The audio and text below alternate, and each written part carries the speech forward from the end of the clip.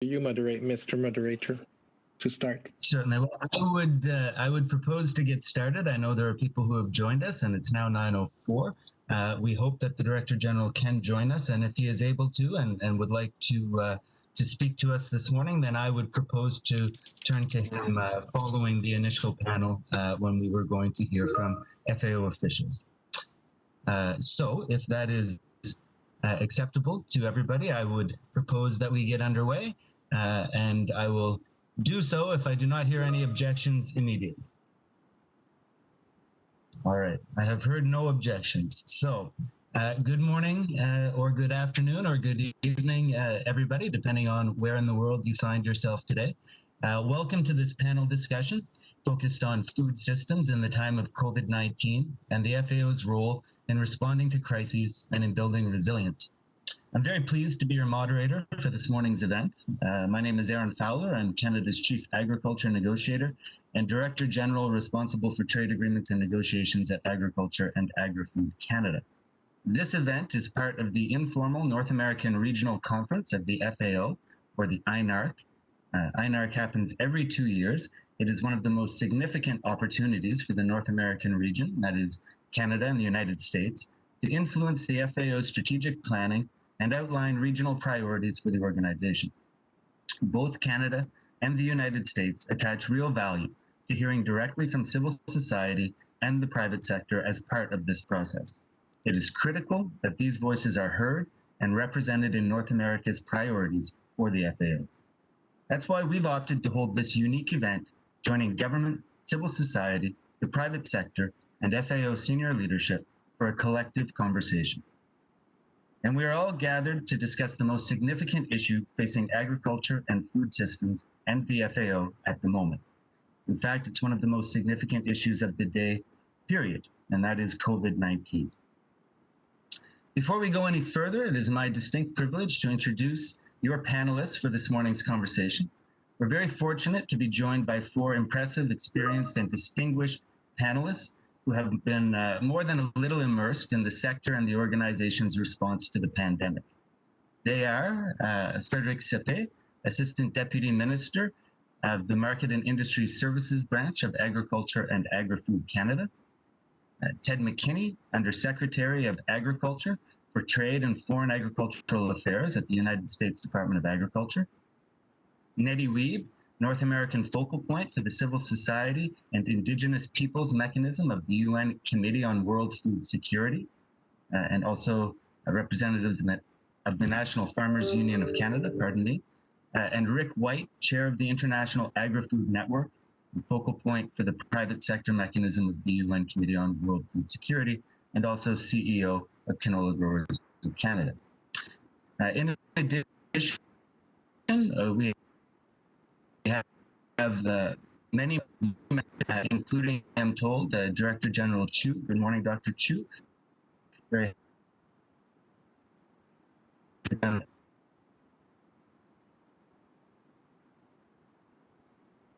We'll turn to the FAO panel, who will provide some remarks and reaction from the organization's perspective at the close of the meeting. I know we're very privileged to be joined by as many members of that team as we have been, and so we look forward to that discussion, and I will do my best to accommodate everybody who wishes to take the floor.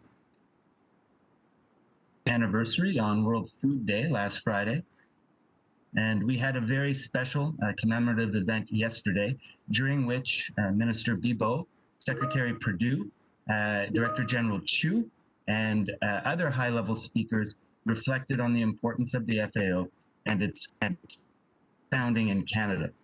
I am told that I am having some sound issues, so I will try to adjust that, and you can tell me if it is improved at all. Please, the birds whispering in my ear. If not, we will try something slightly different. Okay, thank you.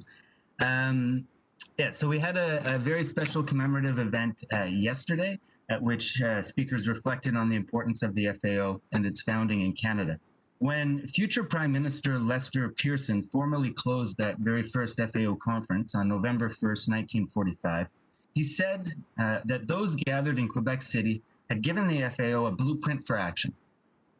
And I hope that today our panelists can similarly help provide a blueprint to the FAO to manage through these difficult times. But I will remind you, in the words of Lester Pearson himself, that blueprints must be converted into buildings and recommendations into realities. That is the FAO's job. The FAO is, in the last analysis, people and governments. So it remains for us to make the organization a success. It is my hope that we will take this call to action to heart as we discuss how North America can contribute to an even more effective FAO. A couple of housekeeping matters very quickly. Here's how I would propose to proceed today.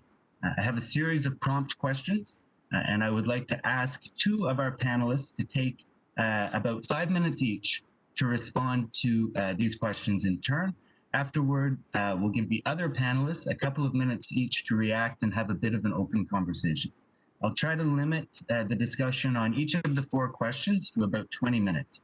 And after the panel portion of the event, I will invite the FAO leadership to provide some reaction, as I mentioned before. Finally, we will have an opportunity, I hope, for some question and answer from the audience. In order to help manage this, we have set up a Slido room where you can submit questions. So to do so, please just go to Slido's website, that is sli.do, and enter the event code, that is INARC-questions. And I believe that this information is going to be shared on your screen. So with no further ado, let's begin. The panelists are all ready? They are. So the first question, and I would propose to direct this question to Frédéric and Nettie in the first instance. Thinking back over the past 9 months or so and reflecting on the organization's response to the crisis of the COVID-19 pandemic, what, in your view, has the FAO done particularly well in its response to COVID-19? And I would like to turn first to Nettie Wee.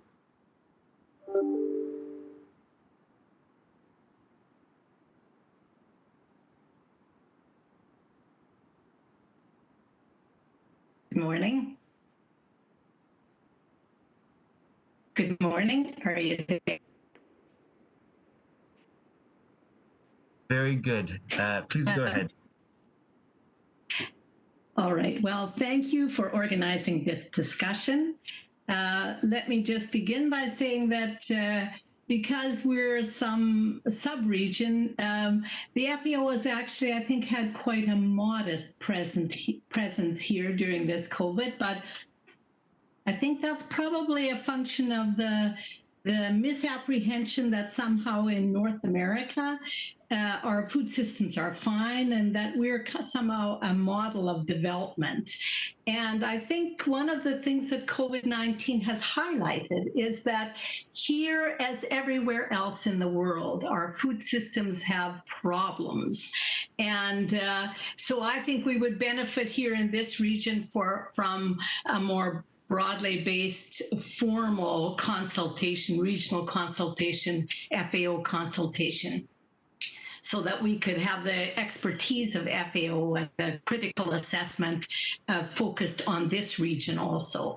I say that as a farmer who has a keen focus on how food is produced and distributed and sold and exported and imported in this region.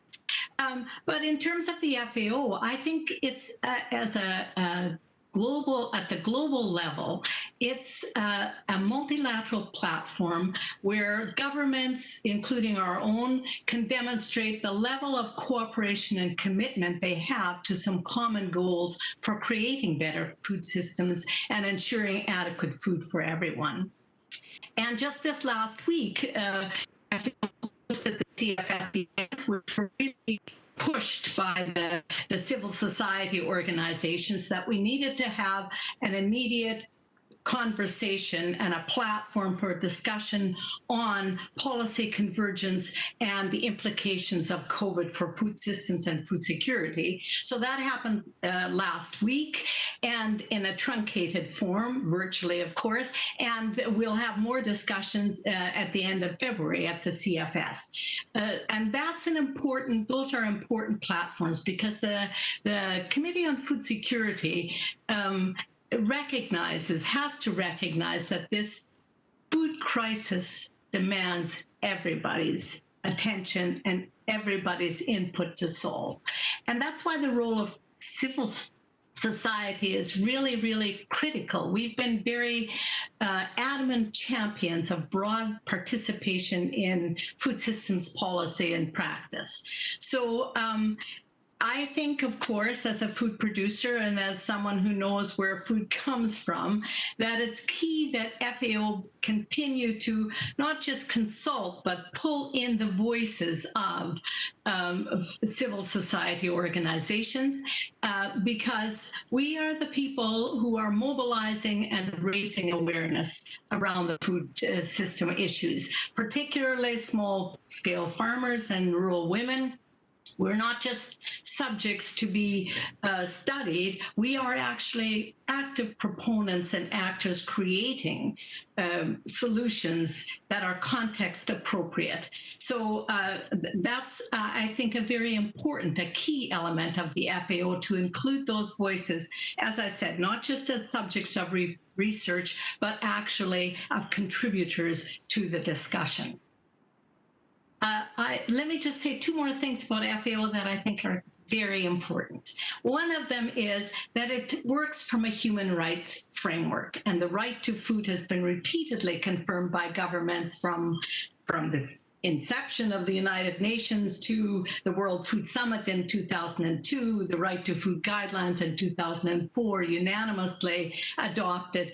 And the framework of rights holders, rather than just stakeholders, human beings as rights holders with the right to food, is the foundation of the FAO. And I think that we shouldn't lose sight of that's an important contribution that the FAO makes, and an important way of framing the whole question of food and the discourse around food and who gets to eat as a rights conversation.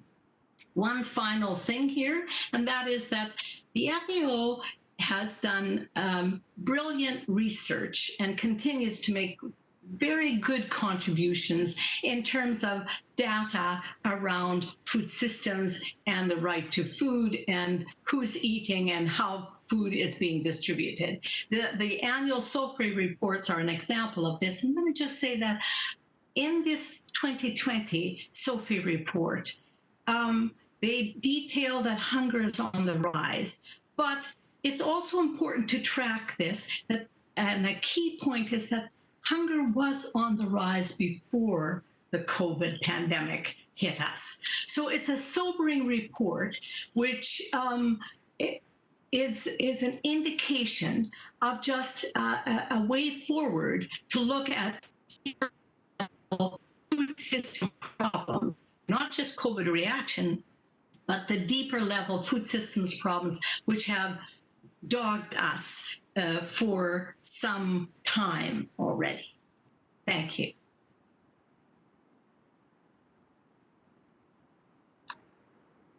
Thank you very much, Nettie. Some important points to reflect on. I've been told that if I drop my background, my connection might work better, so I will try that. We'll turn next to our second panelist on the same question, Frédéric. Thank you very much, Aaron, and good morning, good afternoon, everyone. Great pleasure to be on such a great panel and to be with some of our stakeholders in Canada, Rick and Nettie. And actually, it's great to be after Nettie, because many of the points she made I will cover as well. I would flag. perhaps from a government perspective. So it would be interesting. And of course, I would like to express my thanks and my appreciation that Dr. Xu was able to join us this morning for that conversation. Definitely, the recent period, the pandemic has really tested the resilience of the food system across the world.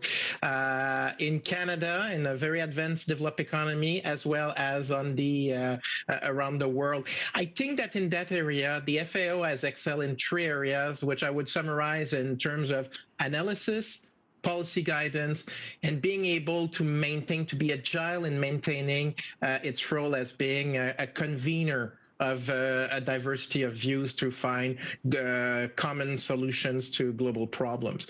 In terms of the analysis, one thing that was extremely impressive from a Canadian perspective early on, it's how quickly in the early days of the pandemic, the FAO was able to provide what it does the best, which is to provide expertise, analysis, and when the FAO provided early projection of what the COVID-19 would mean for food security at the global level and at the regional level, that was extremely impressive. Like through the FAO food price monitoring and analysis, food policy warnings, big data tools, and the work of mechanisms that we have, such as AMIS, we better understood very quickly how the pandemic was impacting markets and impacting, therefore, people.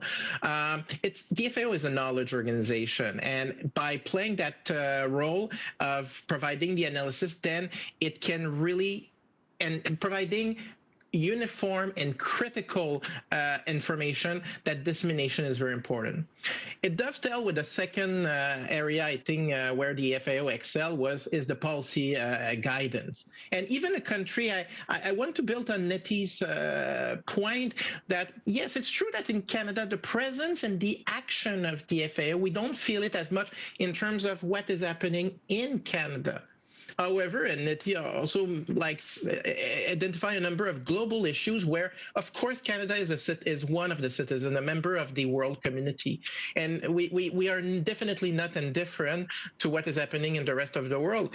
In fact, what Nettie, Rick, and others are doing, planting in the soil and making it grow, we export 50% of whatever we produce. So in that area, the policy guidance that the FAO can provide is extremely important. And Director General, I want to praise your early action working with DG Azevedo, working with the Director General at the FAO, quickly to bring 3 key organizations together to discuss, and you issued a joint statement early on in the pandemic that was calling on countries to keep food trade flowing and open. And I think that, of course, it's of importance to Canada, let's be honest, as an export-oriented country. But I think that in terms of the food security, it was a very powerful message. You made it clear that food restrictions, we had to be very careful in terms of food restrictions. And in that regard, you issued since the beginning of the pandemic dozens of policy notes that really cover a number of areas that are of key importance to Canada. Impact of the COVID-19 on Indigenous people, youth, on women, at the global, at the regional level. So all these elements really were key contributions. Early on, our Minister for International Development, the Honorable Karina Gould, participated in a high-level meeting in New York City in collaboration with Italy, Brazil, and Egypt, as well as the FAO and other Rome-based organizations, to look at how we can prevent the COVID-19 crisis from becoming a food crisis, in particular in developing countries. She also participated in a second high-level meeting in New York City to discuss the UN Secretary General policy brief on the impact of COVID-19 on the food security and nutrition.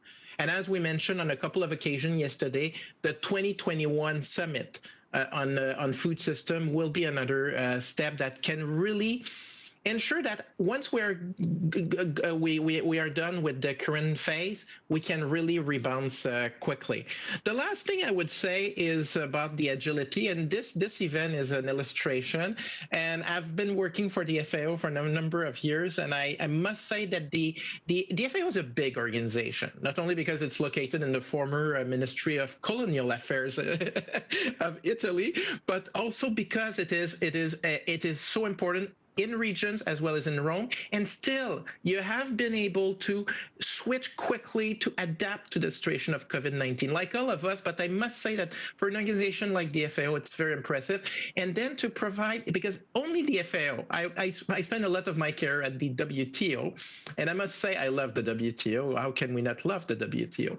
But what I really appreciate at the FAO is that we can bring diversity of views. The private sector, the small peasants or small scale family farms or big family farms, like I always quote Rick's own experience of having a very large farm, but it is a family farm.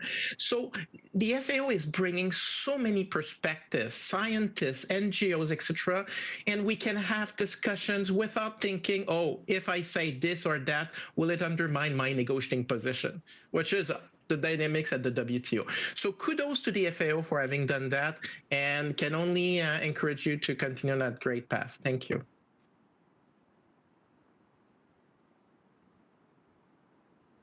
you very much, Frédéric. Now we'll give an opportunity to our two remaining panelists to react to what Nettie and Frédéric had to say, or to put forward their own perspective on the question. And I will turn in the first instance to Rick. Well, thank you, Aaron, and thank you to all the excellent panelists on this. I'm very happy to be part of this esteemed group this morning. So thank you for that. The private sector has been pleased to have the opportunity to share lessons learned with FAO, and has repeatedly emphasized the importance of trade and the need to ensure the resilience of global food systems through trade. The private sector stresses the need to keep food moving domestically and around the world. This is not the time for isolated country-level policies, but rather to harmonize and operational guidelines and learn from each other on a global level. Trade enables food and nutrition security, and this could not be more important than now. This has been well emphasized by the FAO, together with the important perspective that world food stocks, unlike 2007 and 8, food stocks are in good supply and trade routes are generally open and well functioning, surprisingly so through the COVID crisis. I'd also like to point out that applying a One Health approach to maximize efficiencies in human and animal health is also key. Greater alliance between animal and human health researchers are needed to manage disease, such as partnerships between FAO, WHO, and OIE. We see FAO has prioritized this and agree this coordinating action to exchange the valuable scientific data and information is critical at this time. The work FAO has been conducting, gathering and analyzing data to understand emerging trends and providing technical advice and capacity development, and its provision of sound information on policy measures to promote informed decision-making has been essential. Importantly, this has been provided quickly and is widely distributed through various media. This focus on communications has been very important. We have been pleased to learn from the FAO technical and policy briefs and sharing of information through the FAO policy platform, as well as the compilation of decisions in the Food and Agriculture Policy Decisions Analysis database. The messaging by FAO at the recent FAO Regional Conference and through the governing bodies such as COAG has been excellent. So we are very happy about that. And so those are some positive notes that we see regarding FAO. Aaron? Thank you very much, Rick. And last but certainly not least, I would invite any comments that you have, Ted. Well, thank you. Thank you very much, Aaron. And hellos to you, Rick, and to Nete. I've not met you yet, but thank you for your comments. and of course, Frédéric as well, all the others as well. Just a few key points, and there might be some repeat of this as we get through other questions, because there's some overriding themes that could almost probably do apply to just almost all aspects. The first point I would say is a compliment to the FAO, and I would also say regional groups with whom they affiliate. I know that IECA was all over this, not a FAO group, but closely aligned, and other groups for getting out, assembling communications, assembling virtual calls to basically say, keep trade flowing. There were very good examples from a very difficult time in 2008 and 9 where hoarding set in. People can understand the knee-jerk, the immediate reaction on why I have to keep what I have for my people. But in fact, it backfired and costs rose significantly in most places of the world, which is not what we want. So it's not just availability, it's the ability to pay for that as well. So I want to compliment FAO for assembling the right number, I think, the right frequency of some of those visits to really remind people, keep trade flowing, keep trade flowing, keep trade flowing. So that would be my first point. The second point is it reminds us of the importance of food aid programs. And I think FAO has a hand in that. Certainly the World Food Program does more of that. And that's not to say that we want to turn to that. That's just a release valve. Had we not had the ability for WFP and the support mechanisms of FAO to get food where it's needed immediately, and I think that's still going on, we would have been in more of a hurt. But enough about that, because I think we're talking about how we can keep food produced and flowing. But I think in a case of emergency, where is it? How can I get there quickly? We cannot forget the likes of the WFP FAO combination.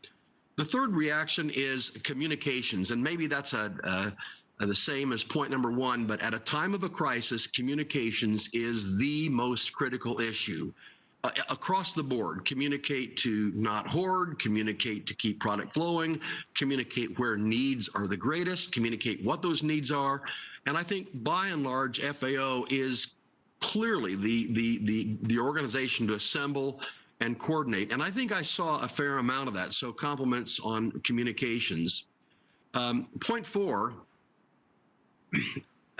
to me, it's a reminder that, yes, we must produce food, but we must be careful to always produce a high quality, but as low cost as we can.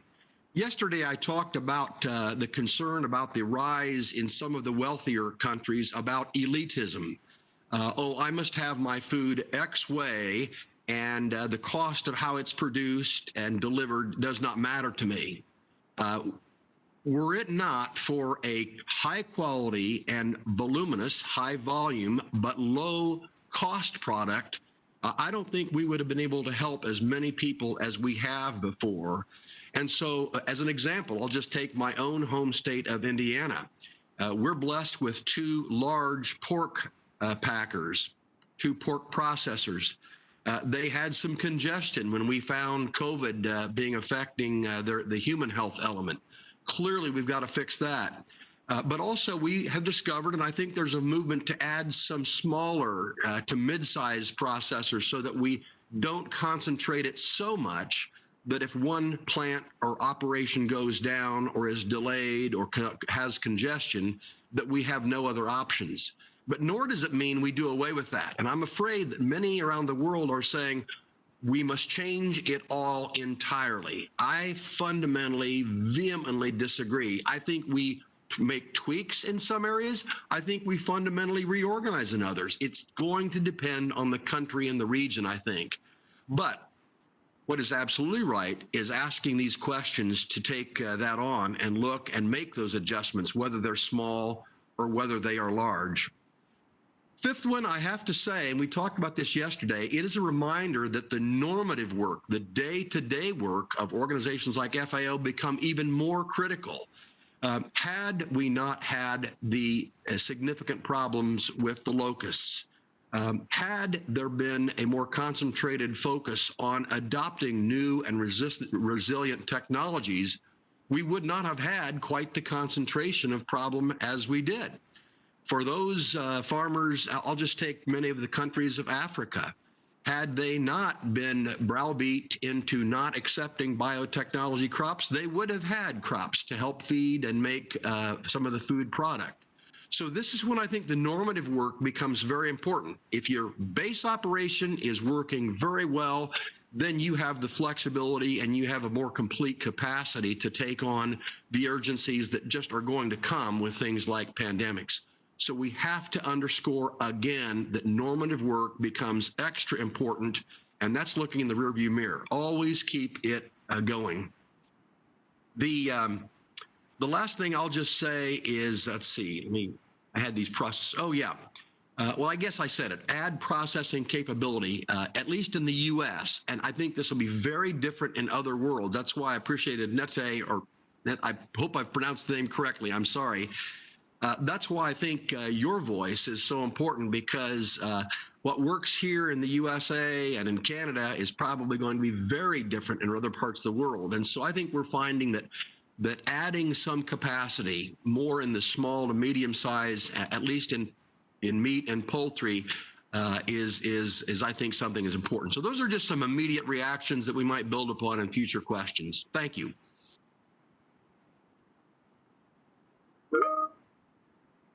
Thank you very much, Ted, and thank you to all of the panelists for your reactions to that question. I have to say, I think you may have anticipated where I was going to go with my next question, Undersecretary, because shifting from a backwards-oriented perspective of, what did the organization do particularly well, I was going to ask each of you to reflect a bit on the lessons that, pardon me,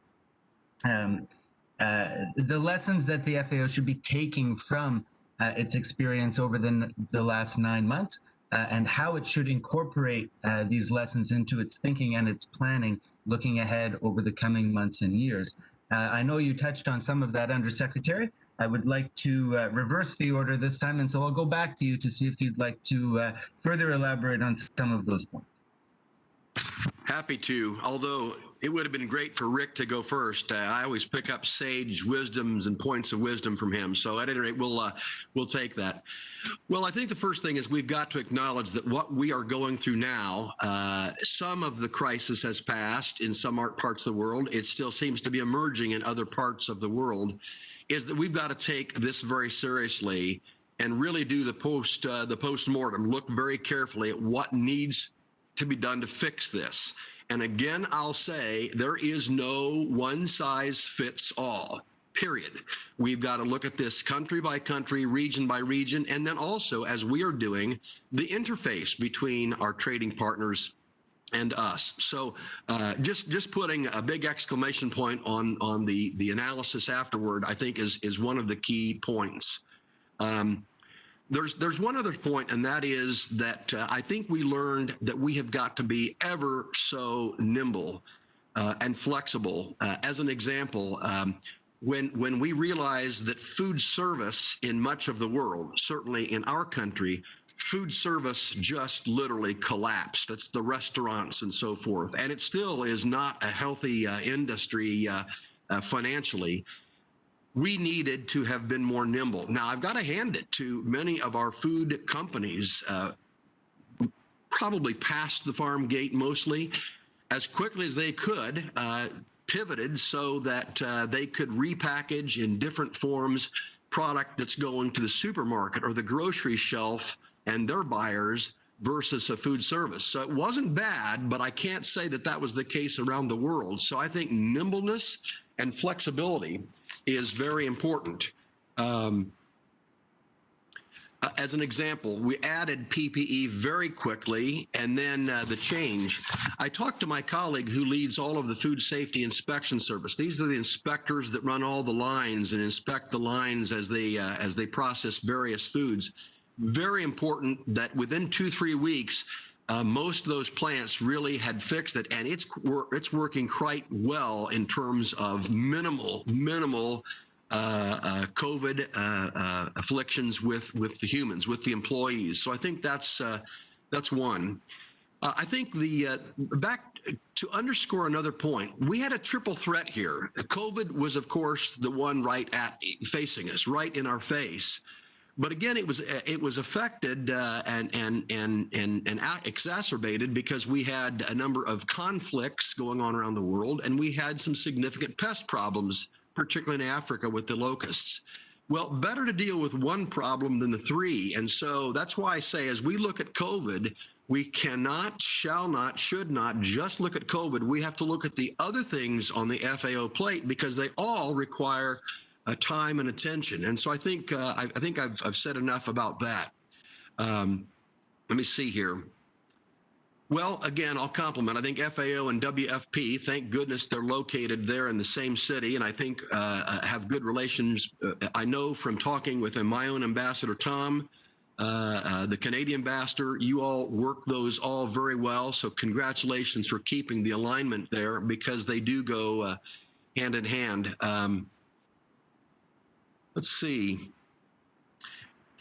We said it bears repeating that keeping the communications flowing and keeping trade flowing is ever so important. I think the number of countries that closed their borders, said we will retain what we have, were far fewer than 2008. And so I think that's very, very important. I'm going to stop because I'd love to bring in other thoughts, Aaron, if that time is presented. So I think those are the key points that I would say. Communications, nimbleness, change where change is needed, tweak where tweaks are needed, major overhauls where major overhauls are needed, but no one size fits all. Thank you. Yeah, thank you, Ted. As somebody who was working on the government response in the early days of the pandemic, I have to say from that, particularly in that period from about February or March to May, nimbleness and flexibility was certainly the characteristic that got us through. Now I will turn to you, Rick, and you have about 5 minutes to speak to the question. What are the lessons that we should be taking away from the experience thus far? Well, thank you, Aaron. And you know, I fully agree. Ted made some very, very important points there, and they were excellent. So when I looked at this question, we, you know, in terms of FAO, the FAO outlined its activities in 7 priority response areas within its COVID-19 response and recovery program in July. And it's a comprehensive and holistic set of activities. We see some important lessons already evident from those initiatives. Firstly, as I've already mentioned, the importance of collecting and analyzing data cannot be underestimated, yes.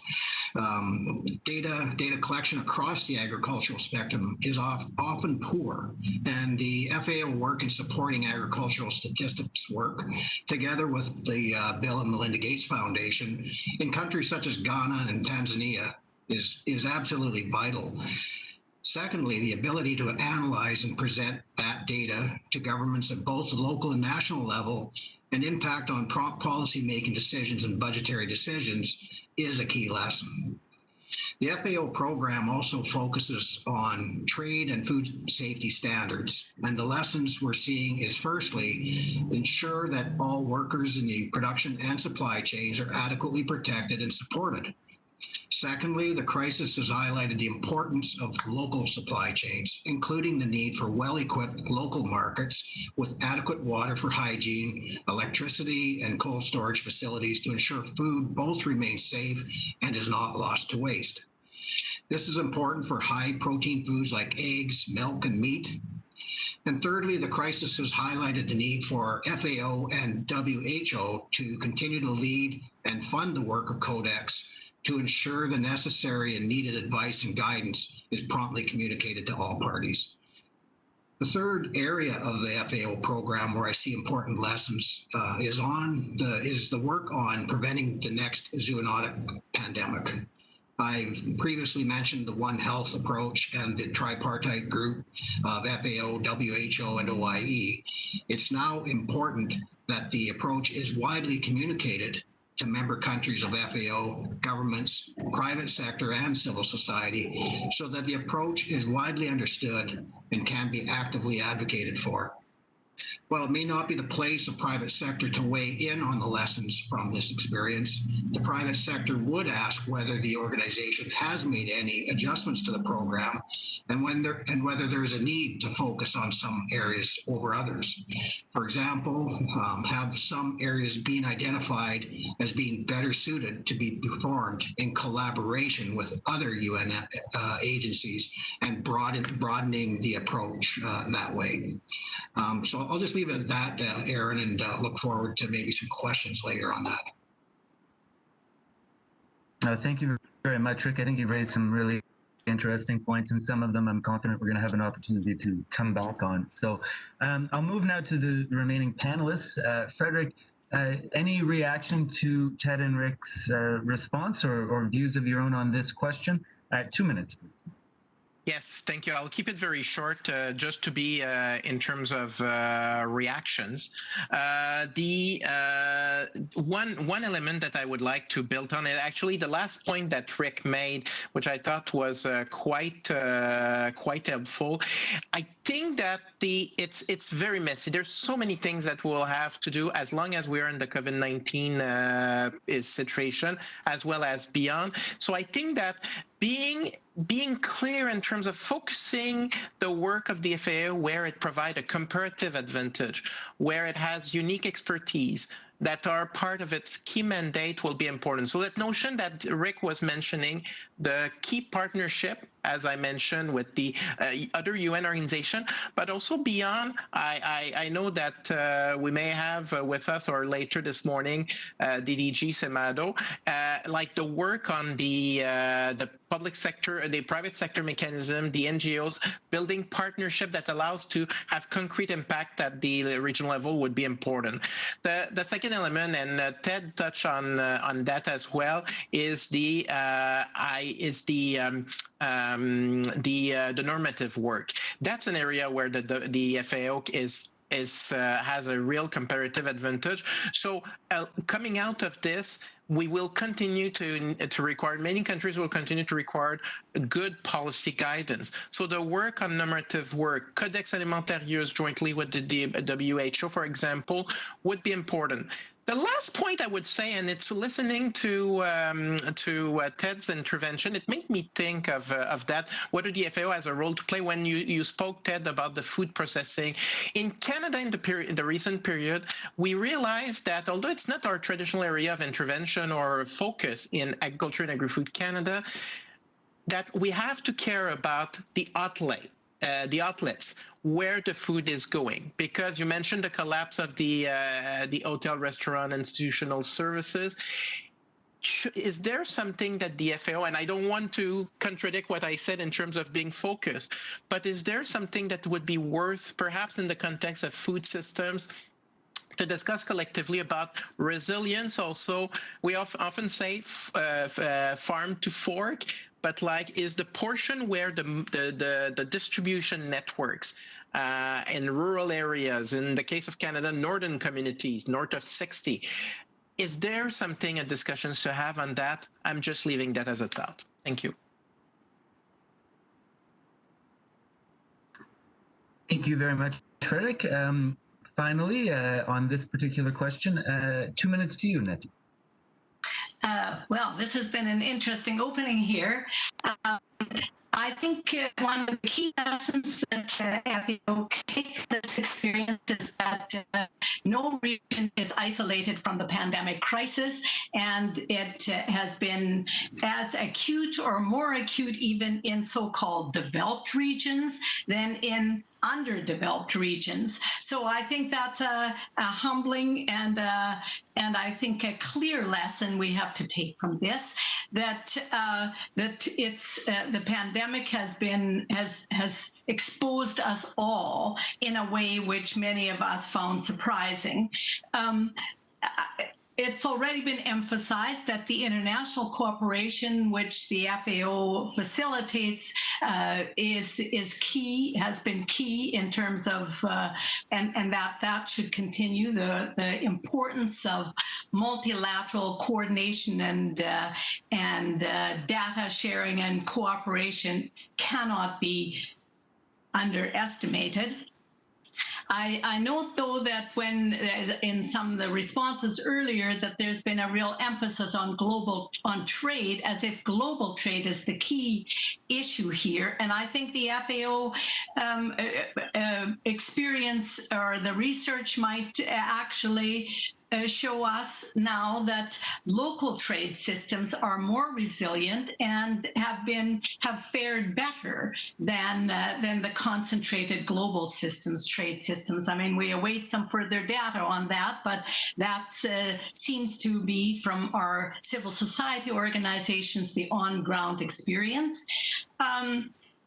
Let me just return to something that one of the key lessons that I think we shouldn't lose sight of, and that I mentioned before already, and that is that the pandemic has exposed problems in the food systems, and perhaps aggravated them, but most of those problems, and I think the ambassador from the United States already mentioned that, the concentrated meat industry, for example, was already a problem before we had the COVID problems with workers there.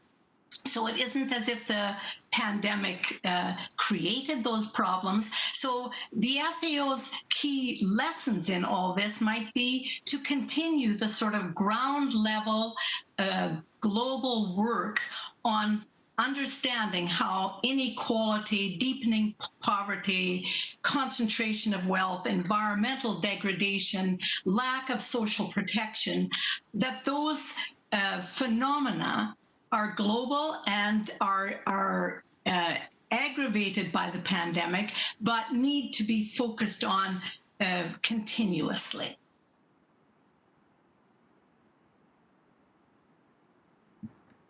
Thank you very much, Nettie.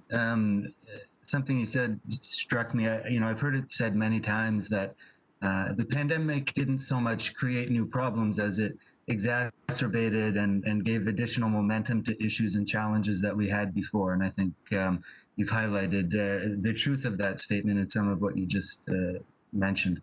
So we'll move now to the third question. Before we do, I would just like to remind viewers that the Slido room is open. If you have questions, please submit them. We have had a few submitted so far. The application does allow you to indicate if there are questions that have been submitted that you think are particularly compelling or relevant. And given that we may not have time to answer all of the questions at the end of the session, I'll try to pick those that have the broadest interest. So just a reminder, the Slido code again is INARC-questions.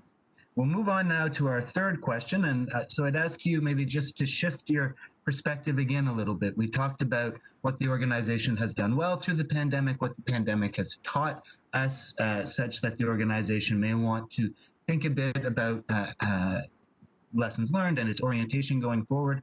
Now I'd like you to think even farther down the road, beyond COVID, if it's possible to think about a world past COVID, to the next crisis, whatever that crisis may be. Rick, in one of your earlier answers, you talked about preventing the next animal health outbreak or the next pandemic. And so my question for all of you is, where should the FAO focus its energy today to ensure that the world is prepared for the next shock or crisis, whatever it may be? And in this case, I will bow to popular pressure and I will invite Rick to speak first. Rick, you have 5 minutes. I'm not sure if I sensed the popular pressure, but thank you, Aaron.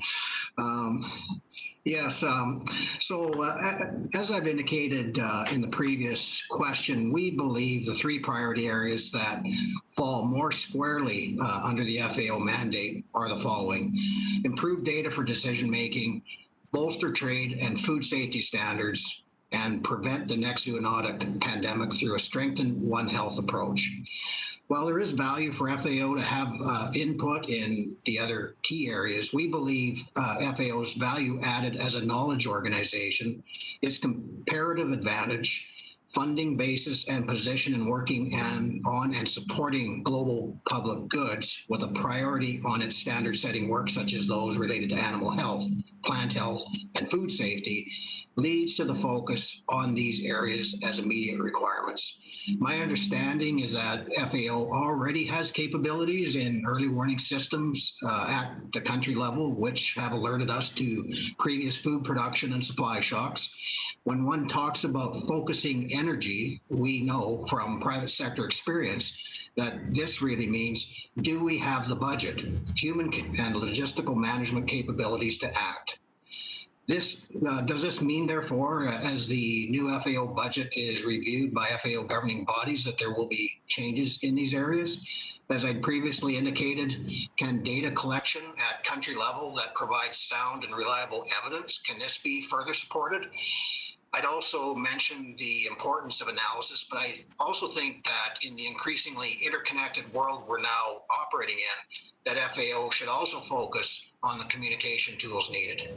For example, if not everyone can access the internet, what are the messages and information that can be conveyed simply by phone or text messages? The private sector also thinks that the work that FAO does and continues to do on analyzing market and supply chains is important. There's clearly more information needed on how short and local supply chains are operating, and this augments how longer national and regional supply chains are operating. We in the private sector have experience in all these levels of supply chains and would look forward to working more closely with FAO on this. This also relates to the types of food moving along these supply chains, from the main staple crops to locally produced fruit and vegetables, which have important impacts on the availability of healthy diets. This emphasizes the needs for support to all levels of market arrangements, from small, local, informal markets to larger regional and urban markets, with a focus on local authorities able to manage local procedures and the markets themselves with adequate infrastructure for both sellers and buyers. This also applies, and perhaps more strongly, to livestock markets and processing facilities. FAO has the necessary knowledge on the appropriate guidelines and technical expertise to support implementation at country level. This will be an important priority given the role of animal-based protein in the diet of many. Again, the private sector is ready to engage to support the implementation of these guidelines and approaches. And I'd just like to close by making the tie between trade and food security. I'm not suggesting that trade replace and is the one size fits all for the globe. I'm not saying that, and I'm not intimating that. What I am saying is trade is important in providing resilience to the local food supply. And without trade, we are taking a big risk of having a problem in a local region. For example, on my farm this year, we were 100% wiped out by a hailstorm. If we were just feeding the local people and that was their food supply, they'd be in big trouble right now, right here in the middle of Canada. Trade is the risk mitigation factor to ensure food and nutrition moves to where it is needed around this world. So I'll leave it at that, Aaron. Thank you. Yeah, thank you very much, Rick. I'm going to allow myself to react to that last point because obviously I spent a lot of time thinking about trade, and food security to me is a critical consideration. Canada is the 5th largest producer and exporter of food in the world, and if it wasn't for international trade, we would have serious food security concerns because we are also the 5th largest importer of agri-food products in the world. So a point well made. Nettie, I'll turn to you next. 5 minutes on the same question. Imagining the next crisis, what should the organization be doing today? Thanks. thanks. I think you just made an important point on trade there, that it's both imports and exports, but it is not necessarily global markets. In fact, global markets often interfere with and undermine food security at the local level. Let me speak as a farmer on that. But let me turn to the bigger question and just say that there's a lot of that the FAO could and should now, I think, look at and support research and modeling of the big changes that we need to meet the next shock. And for sure, there will be another shock. And we had recently, from the high-level panel of experts, a very good report launched in June, this last June, on food security and nutrition, building a global narrative. And I think it evokes some important guidance. It advocates for what they call important shifts in policy approaches to food security and nutrition. And these policy shifts, they say, first of all, that they should support radical transformation of food systems. They should appreciate food system complexity and interaction with other sectors and systems. And that's been very clear that health and food in this pandemic are very closely tied, that they should focus on broader understanding of hunger and malnutrition, which brings me to diversity in diets and local fresh food markets rather than global staple markets, displacing them. And fourthly, the development of diverse policy solutions to address complex specific problems.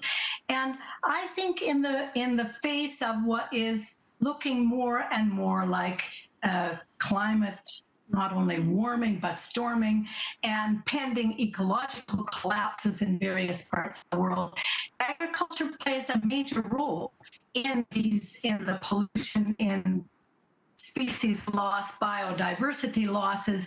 Industrialized, globalized agriculture has played a very significant role in this. And FAO, by their own estimates, say that some 75% of the world's crop diversity has been lost in the last century. So we know that the way we do agriculture, the way we're doing food trade, is in fact in the long term not sustainable. So that's why the radical transformation of food systems is on deck, and not just tweaking here and there.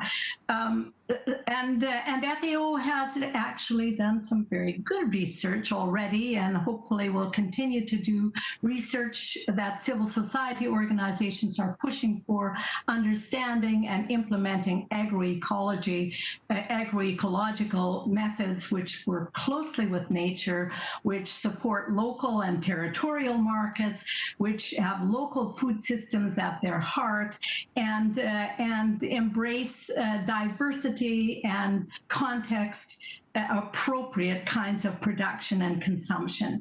And that can only happen if we have decision makers weighing in and able to control food systems in their own right. That's the food sovereignty discourse. And all of this, when we look forward, I think all of this has to be based on human rights, not just stakeholders, but rights holders as key.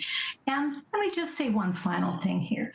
When it comes to the question of food security, women are key to that discourse. We are overwhelmingly, globally and here in Canada and North America, the ones who look to household provisioning, community organizing. We grow a lot of the food that people eat, and in spite of having in many parts of the world a lack of income and lack of resources such as land. This pandemic has demonstrated yet again that women, despite having that key role, are almost entirely absent from the key decision around that the gender inequality and that the patriarchal systems continue to exclude or marginalize women. And I think that's had an important effect. In Canada, for example, I am very sure that if there had been more women around the table, golf courses would not have opened before childcare centers.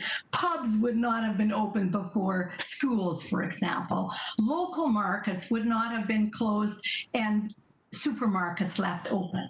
I'm just very confident that if in the future FAO is looking to the bigger problems, focusing energy, that the role of women in all of this conversation has to be not just augmented as subjects of study, but as actors and as right holders and as decision makers. I've probably exhausted my time here, but I would like to say a quick thing about governance. I think in terms of the governance, both international agencies and our own governments must be held accountable, and that decision-making has to be more widely distributed. That's important because in these public governance, the priority is public good. Not just economic growth, not just profitability, but realization of the rights, human rights for all people. Thanks.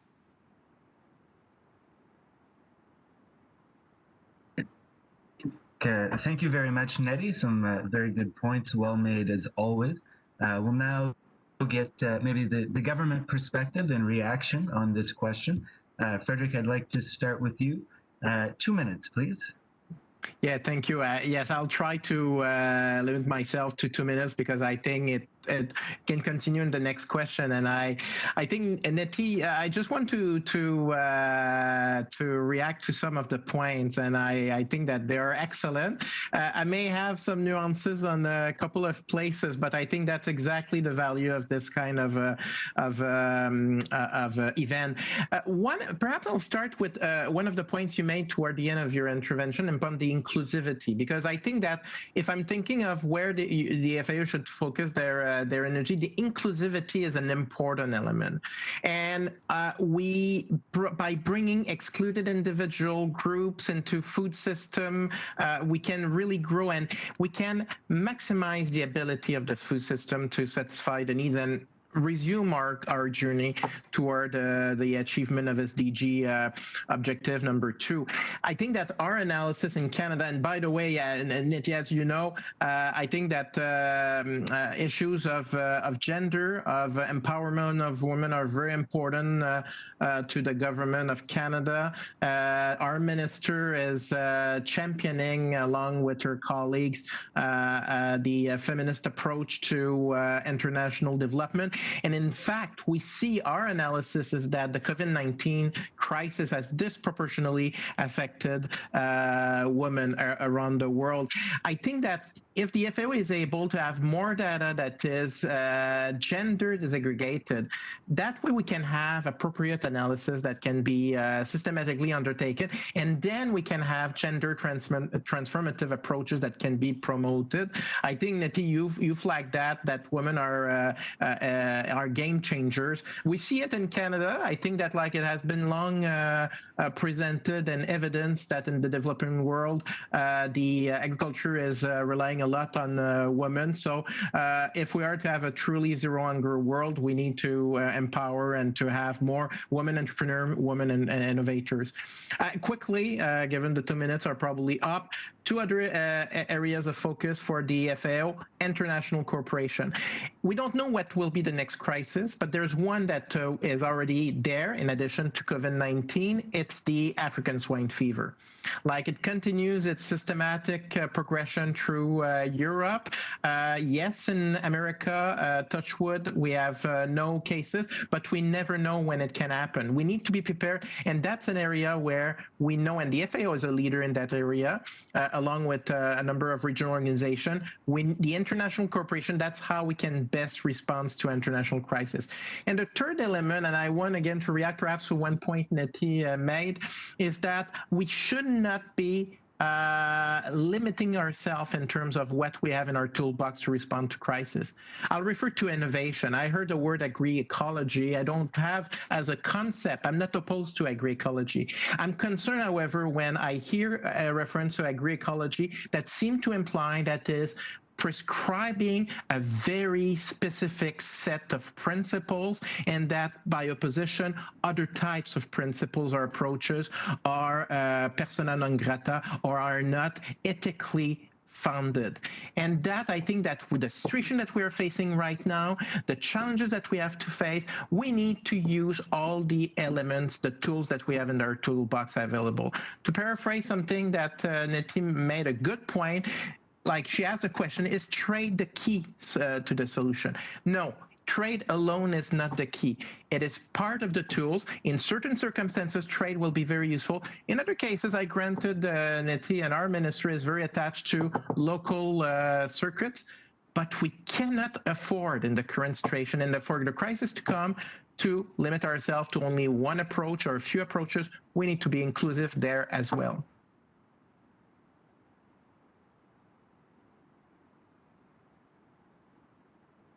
Great. Thank you very much, Frédéric.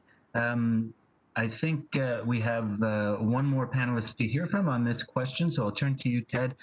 2 minutes, what should the organization be doing to be ready for the next crisis? Well, thanks, Aaron. Well, it bears repeating, particularly for this question. FAO, as they are on the track to do now, I might add, must get the normative stuff right so that you have all flexibilities, all opportunities for hands on deck when a crisis emerges. So we cannot forget the normative work, the day-to-day work. It's very important. I'm probably sounding like a broken CD or something, but if we get that right, there is then the flexibility and oftentimes resources and reserves to help address that. So get the normative stuff right so that you have then all complete, full capability to do that. Very quickly, I thought Rick's 3 points were outstanding. I will not repeat that. I think we just need to come back and highlight those, maybe put them in bold, flashing neon lights or something. But I think those were well made. And I won't go any further because I think the North America priorities that will come out, I think Canada and the U.S. are very aligned on the North America priorities, things like a robust codex so that we have a human food safety system and the like. So I think I'll not go into any further on that. I have to say that on the innovation to solve problems, I've got to make a point here. Mette, I really want to talk with you one-on-one. I am a big believer in the Covey principles, the 7 habits of essential work, and because one of them is seek first to understand, and I really have embraced that. I want to talk to you so I can seek first to understand, but at the present time, you and I have a fundamental disagreement on a couple of your statements. I am all for the gender. I am all for the diversification. For example, when I was the director of Ag in Indiana, I spent more time lifting up new farmers. Many of them chose to be smaller and organic, and I loved every minute of it. But I had a fundamental rule: thou shalt not criticize another form of production ag to lift up oneself. And I had the same discussion with those that might be, as you called it, industrial farming or industrial agriculture. So I really, truly want to hear, because that will be how I can be enlightened. Agroecology, as it is currently defined, I just have to say, is a non-starter. I think it is leading the world down the wrong path. And I say this with some experience. I have studied extensively, came to know personally Norman Borlaug, and in those days, that's what we were doing. That's what people had a lot of. And were it not for innovation, those semi-dwarf wheat varieties with other technologies, in some cases pest control and crop protection, in some cases fertilizers, we would have not saved those millions and millions and millions of lives that he and his many teams in another UN agency, the CIMMYT, this part of the CGIAR system, would not have had it. So we're open, as I have said before, to looking at some of these elements of agroecology, but right now it is on a wrong track. and we're going to lead our children and grandchildren to having to face the very same problems of the 1970s if we're not careful. So I think there's room for both, and that's what I celebrate. Let people purchase, let people buy what they wish. If they can afford something that costs more to produce, fantastic. I'm going to be their biggest fan. But please, I also remind people, let's don't denigrate larger systems, processing systems like we described, because there is not a lot wrong. I'll just close by saying one of my worries with the Food Systems Summit is that there is a drive to completely undermine and overhaul everything, and I disagree with that. I think that we absolutely should look at the Food Systems Summit. There are things that we need to tweak. There are some things we need to do a major overhaul, but we shall not, cannot, will not toss out everything we have, because what we're delivering is a very safe quality food that is lowest cost because it is so very efficient. That's not right for all systems, but I think it is for some. So I'll just close by saying one thing I admire so much about what you, Nete, said is the focus on women and gender. It's something I've practiced a great deal here in my hiring and people I work with, but I think I need to sharpen that saw and those skills a bit more, and I think you can offer a perspective. And so I'm going to make sure I follow up with you and do a one-on-one, because I think you're a source of great information. So thanks for letting us be candid, Aaron, you and the team. I tried to fulfill that. A good conversation. Thank you.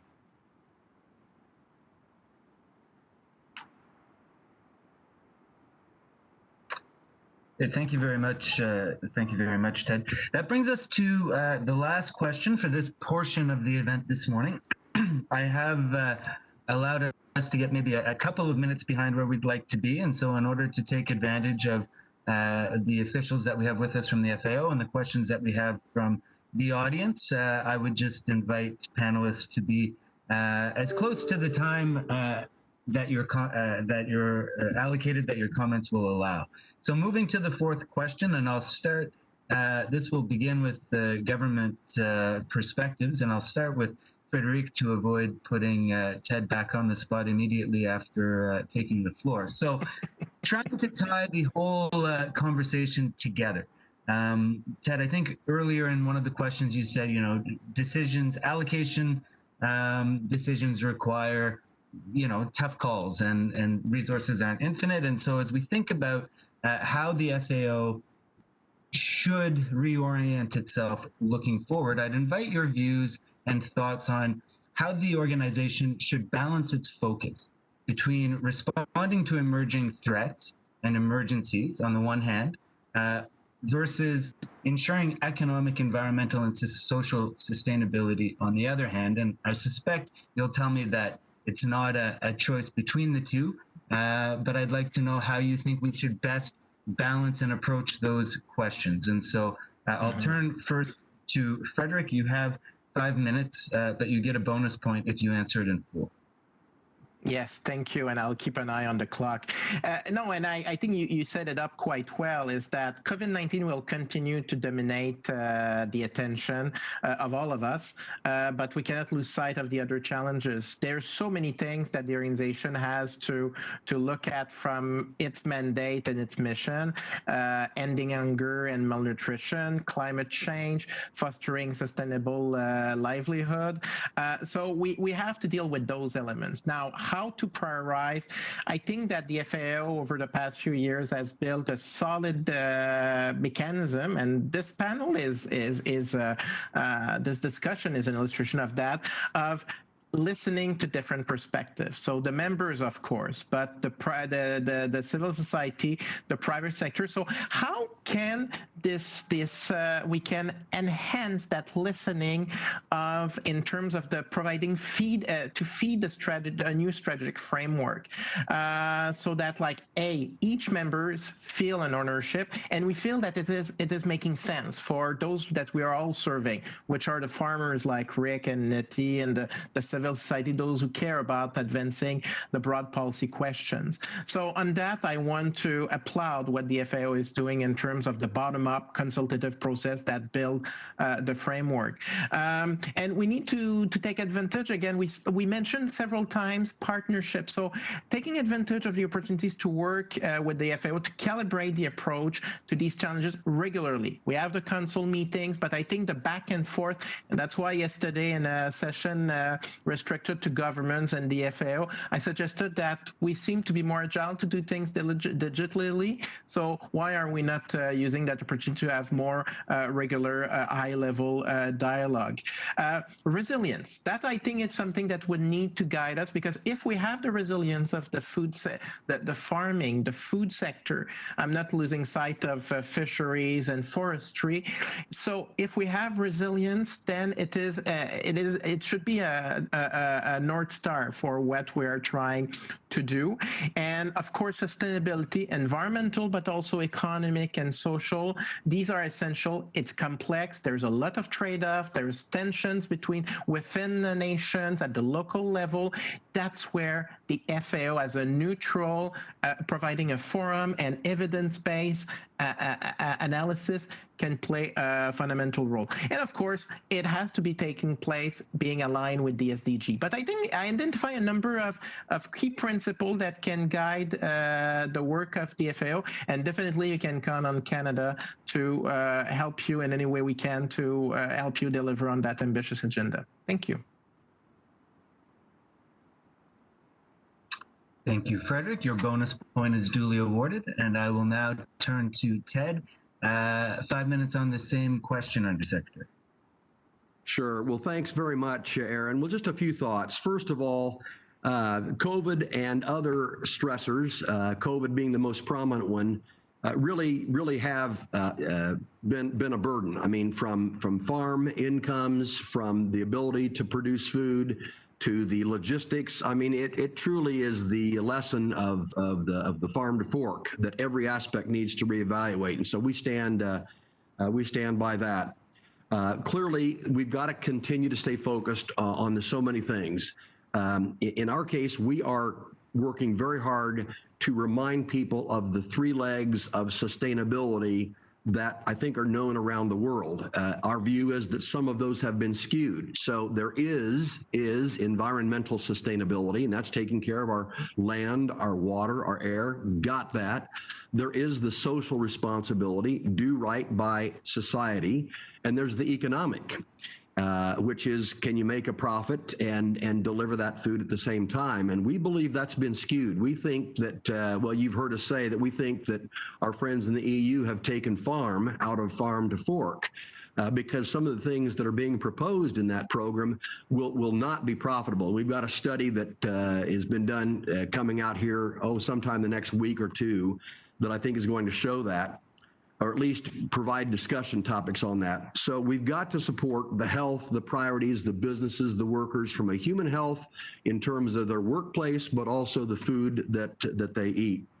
I got to come back and say again that though we always need to reevaluate, there may need to be some boosting of productivity country by country, nor can we let that go so far as to say, every country around the world believes that they can be self-sufficient. That's just ridiculous.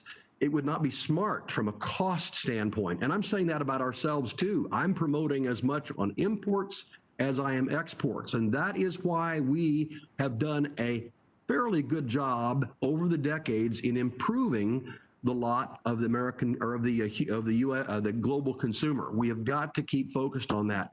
Trade is a two-way street, and we believe that firmly. They are key drivers. A word about the smallholder and family farmers. Many times people will talk about large farms, factory farms, that kind of thing.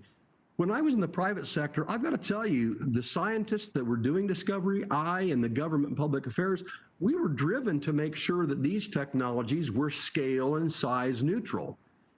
Not all are, to be sure. There is something about critical mass, being able to afford some of them. But I'll tell you what, I think if there's a will, there's a way. And a lot of industry is wanting to make sure they are scale and size neutral. And I think we have to keep focusing on that. So I know that sometimes in global governments, there's this resistance to bringing in industry. If I can compliment FAO on one thing that I'm seeing a market change in, is that you're bringing in industry for their thoughts, their innovation, some of their access. Not for a takeover of FAO, for goodness sake. We're not going to do that. Nobody would want to do that. But at least to engage, because some of these technologies that are being developed are just mind-blowing. Pigs that are resistant to the PRRS disease that affected the U.S. and so many other countries. Pigs using gene editing that are resistant to African swine fever. My goodness, what a boon that would be. And I think it's very clear that the rejections of some biotech crops have caused for significant loss in corn when it comes to the fall armyworm problem. So I think that's an example of things we've got to do. Bring in industry more, not to take over, but just to listen and see if there aren't things that are size and scale neutral that can affect that very, very small farmer, but also a larger farmer. I see a point here in my talking points that I had written up that I think reiterates that. So you can tell that I double clicked on that. I have to say that we appreciate FAO's leadership role in the newly expanded Global Network Against Food Crises, or GNFC. Well done, applause, keep going on that. That's the contingency planning that is going to help us. And finally, I just have to put this plug in here that we need to continue to promote science and risk-based approaches to animal and plant diseases. I don't know them well, but the moves that you've just made, I think it was the promotion of the gentleman that led the IPPC into a new role, the newly created chief science officer, and soon an innovation director under her. And then we'll have to see how you appoint a new head of IPPC. But these are brilliant strokes, and these are people that I know of, some I know personally, that I think see the entire spectrum of the small farmer, gender, most of them around the world female, ranging to a different and larger system. I think that's fantastic, and we have to applaud that. These new technologies, as technologies have done in the past, aren't the only way to resolve problems of the future. But they have sure proven over the decades that they are the lead reason. So I'm an all the above kind of guy, leave no stone unturned kind of guy, but I gotta say that it's innovation properly used, not rejected. And that's why now for this session, but certainly for the pending and the growing attention on the Food System Summit, you can just expect that we will be all over it. Very quickly, we're not going to force feed anybody. This is there for you to choose. We're not going to tell people how they have to, but much like the system that my grandfather used, they tried it. We had an extension system. You tried a hybrid seed corn. You tried chemistries. If they worked for you, fantastic. If they didn't, fine. So those are the things that I think I'd react to, and thanks, Aaron. Thank you very much, Ted. Points very well made. So we have a couple of minutes left, so we'll invite our remaining panelists to react to what they've heard and to this question, and I will start with Rick. Rick, what does the right balance look like, and how can the organization ensure that it strikes it? Thanks, Aaron. And yeah, excellent points by Frédéric and Ted. And I'm probably going to start to sound a little bit like a broken podcast here, so but I'll give it a shot. As I've emphasized today, excuse me, FAO's comparative advantage and value added is in its knowledge, technical expertise, and standard setting expertise. There's no doubt that this can be done in conjunction with the World Food Program and their focus on the humanitarian response and social protection, and EFAD, who can provide the needed investment at country level for smallholder development and recovery. This is the basis for the balance needed. We encourage FAO to consistently consider how all three dimensions of sustainability, as defined to include economic, social, and environmental, are affected when responding to emerging threats and emergencies. This will help instill in stakeholders that sustainable food systems must inherently account for all three dimensions. Consistently defining the three dimensions would also help stakeholders develop a more nuanced understanding and ability to account for trade-offs and, again, ensure the balance is maintained. We were pleased to note during the 27th session of the FAO Committee on Agriculture that many member states also noted that there are various paths towards sustainability, and the specific context that each country has must be taken into account when recommending priority actions in response to emerging threats and emergencies. And again, just to pick up on keywords by the previous presenters, innovation for all of this is absolutely key. We cannot hold innovation back. We should encourage it. For big or for small operations around the globe, it's key to resolving these issues on a go-forward basis. It's always going to be a work in progress. Sustainability, particularly here in Canada and North America, our farmers are very in tune with what's sustainable in all three parameters of sustainability. They are doing a good job. Can they do better? Absolutely, but it's always a work in progress and a stepwise process to more sustainability as we move forward. And global trade is part of a sustainable system. I want to underscore that. Thank you, Aaron. Thank you very much, Rick. So the last word, at least for this portion of the event, will go to you, Nettie. 2 minutes to respond to the question or to react to some of the other points that you've heard. The last word, that sounds very inviting. Let me just say that I think this question is framed in a way that is a bit problematic, because the emerging threats and emergencies are actually emanating out of the environmental and social and economic unsustainable features that we're currently embarked on.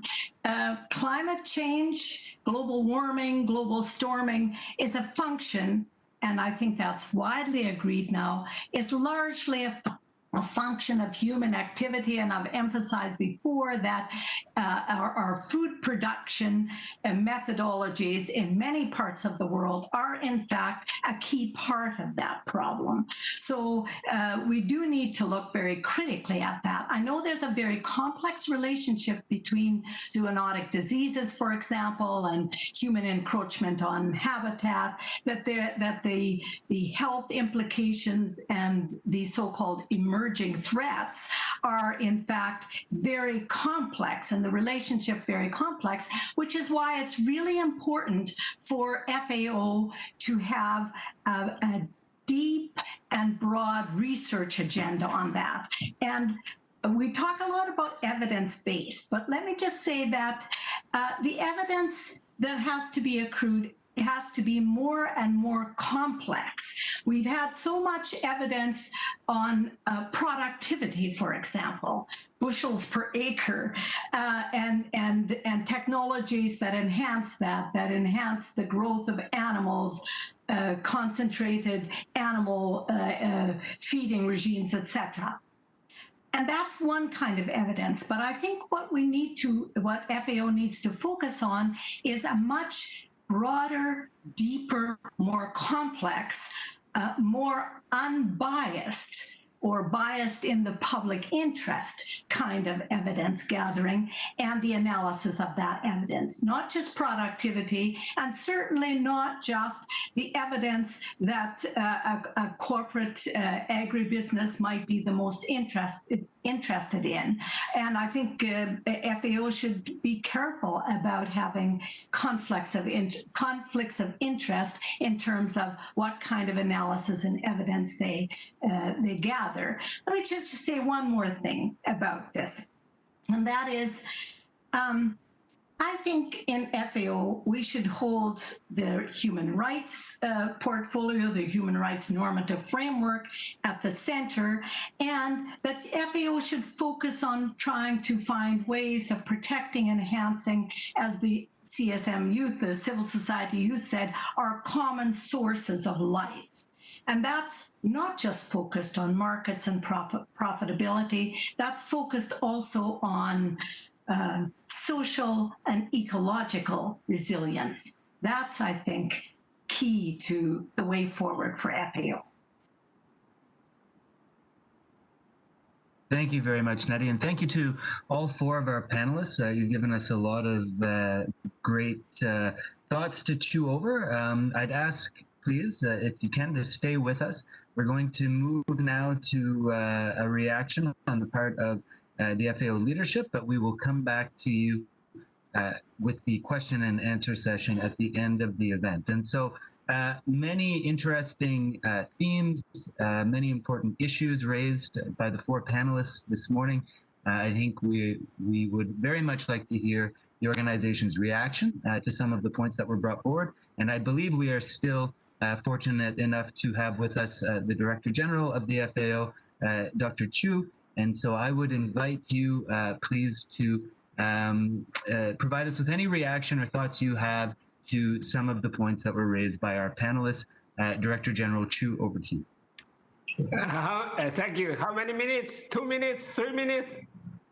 I was a professor. How many minutes you give me? I will keep my minutes. How about 5 minutes, Director General? So you are so generous. Huh? Thank you very much. And I'm so pleased to listen to your debate, not only a discussion. That makes me remind myself it's so difficult to get a consensus among the members. Even only two very developed members on the same issue, you have different opinions. And if we have 194, so that's better. It's good. Now you are not America, you're employee, you are international civic. So it's, that's why we should, as FODG, as FODDG or senior manager, we should get out of the box. So I started all the opinions in your own angle. It's very solid. I believe you believe. You're right. Yeah, I believe that what you say, you're right. But not always the right things should do at the same time. Globally, or even in one country, you have two countries, great and big country. Even in the small island state, with some very small island state in Pacific region, they have different opinions on the same issue. We are human beings. Human beings evaluated with intelligence. So come to the business. What is out of box? First, we need the strategic. What is strategic for FAO? On behalf of members. What is strategy for the global food and agriculture? Yeah, I don't want to waste your time, but I just ask a question. My thought, that's why I said this morning with informal consultation, we say 4 betters: better production, better nutrition, and better environment, and better life, LIFE, not a livelihood. I said, better environment is not the general environment where you talk about from a Canadian friend or from a UNEP. We are talking about agricultural environment, production environment. When you are field, like Indiana's my brother Ted, your twins brother still opened the field. My uncle still growing the rice in my small village. Their production environment, soil condition, water, and so on, so on. So you can name it. It's different level. That's FAO. We should more focus on. Yes. FAO talk about follow the IPC, follow the COP, and so on. What is FAO meaning? Eh? Because UN system, we have so many entities. Each entity they have their more focus. Of course, UN Women have more focus on the women issues. So UNICEF more focus on the children and so on. So every organization that exists, they have mandate. So FAO, I consider is more inclusive way put the 4 betters. Better production not only for North America, also for China, for small island. A lot of small island they didn't have used chemicals, fertilizers. So they have no problem with chemicals, but the problem with China, with India, we use too much chemicals, fertilizers. So it's different countries have different challenge. So that's 4 betters, better to meet the enough quantity, we need to improve the productivity. and the quality, also food diversity. And the better nutrition is carbohydrate and nutrient health diet. Better environment, I said already, to improve the biomass and metabolic efficiency. In Canada, you can eat enough beef, but if all Chinese eat the level beef as you have, and 1 kilo beef need 6 to 7 kilo animal feed. With the same animal feed, we can produce 3 kilo of chicken, but the nutrition level are equal. 3 kilo, it's much more than 1 kilo of beef. So I think that's scientific based, evidence based, or holistic based. Eco food printing. We should reduce the eco food printing and also increase the biodiversity preservation. And better life, not only livelihood improvement and life quality. Now we're facing pandemic and also facing the transport disease and pests and the environment enjoyment. People want, a lot of Chinese wanted to travel to Canada. They want just to enjoy your environment, not for your food, not for your nutritious food or healthy food. So the life quality, it's different from the basic survival life, So, and that leads to, we have to transform our agri-food systems in different regions, different countries, even within Canada, within United States. So I just want to share with all those six, with this 5 minutes. If you give me another minute, I think I want to ask you strategy thinking as you are President Roosevelt or a person. Please increase the budget for the normative work. I promised to the tender, I increased the 1 million. So you see now we had one expert from America, Kessler, for here about 30 years for locust. But in Africa, 70 years, no locust. So now the locust upsurging. We need to maintain the FAO basic capacity, expert capacity. Even it's not useful for short term, but for long term. So for that, I think Canada and America, you can play the leading role. I will ask China or European to British, I already asked. Please maintain some strategic capacity for the future. 20 years later, something transport disease, plant and animals happening, or you said shock, and then we have an expert to explain. Not only national expert, we have a FAO expert to address these issues. Please take substantial steps, support the building up the strategic capacity of FAO for the future. Thank you. Over to you. Thank you very much, Director General. You make a good point. We've heard such a diversity of views today. It's easy to forget that we're really, 2 members in the organization that are meeting. There are 194 members of the FAO, and so the diversity of perspectives is rather exponentially greater than we would necessarily be hearing this morning. So a very well made point. Director General, we have... So Best B and Maxima will join you later if you have any specific question. Okay? Yes. Thank you. I was going to say, I know we have other members of the leadership team with us, and I was going to invite both Maximo and Beth to see if they had anything to add. I'd ask them please to limit their comments to 2 minutes to leave some time for questions. There may be other Deputy Directors General on the line or others who also wish to speak. If so, please just identify yourself in the chat and we'll try to make time for that. But for now, I will turn to you, Maximo. Okay, thank you so much. So I only have 2 minutes. I will be not so fast because then you won't understand what I'm trying to say.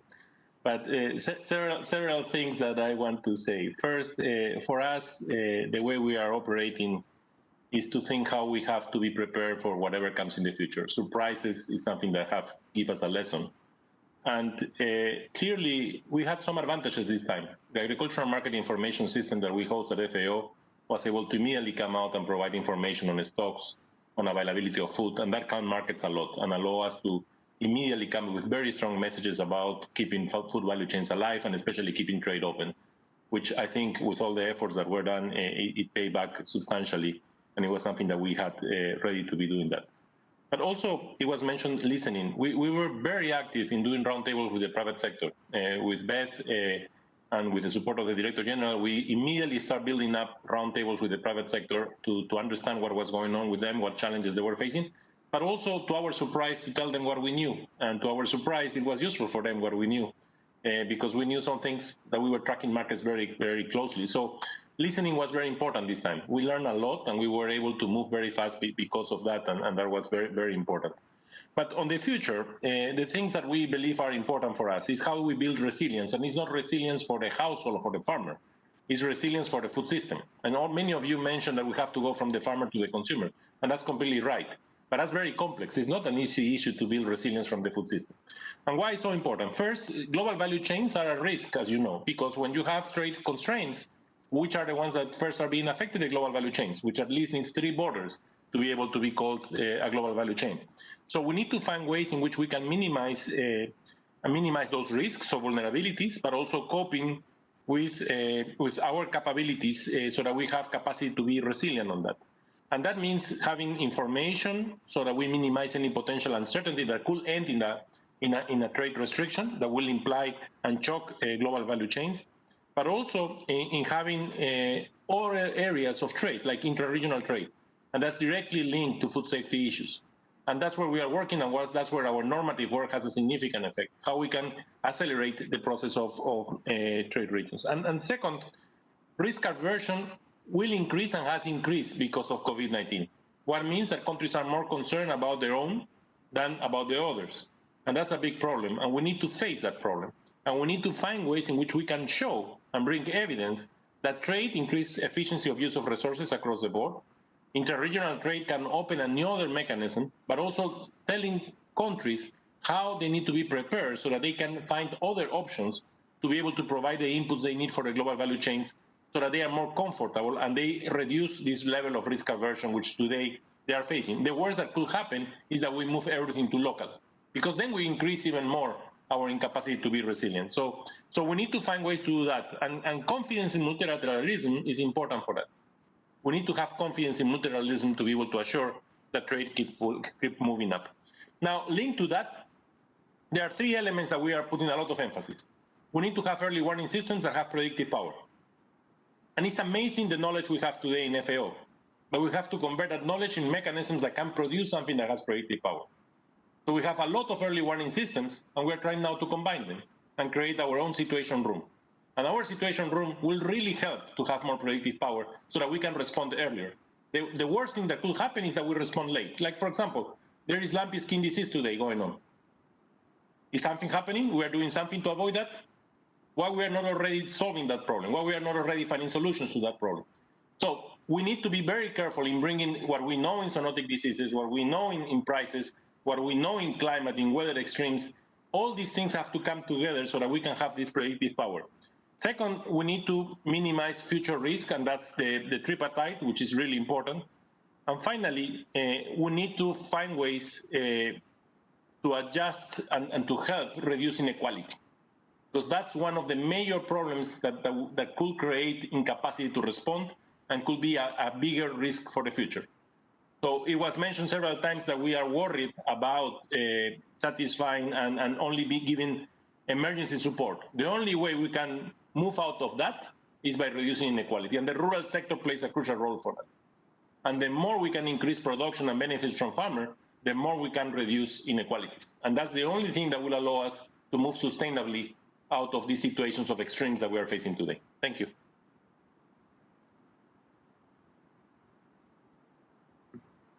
Thank you very much, Maximo. Now I will turn to Deputy Director General Bechtel. Beth, over to you. Thanks very much, Aaron, and thanks to everybody for the really great input. And I think against the backdrop that Maximo sort of described to you about many of the immediate steps that we took in response to the COVID pandemic, we also moved very quickly to begin to formulate a more medium to long-term response plan. And that has actually been now very publicly made available in what's called our COVID-19 response and recovery plan.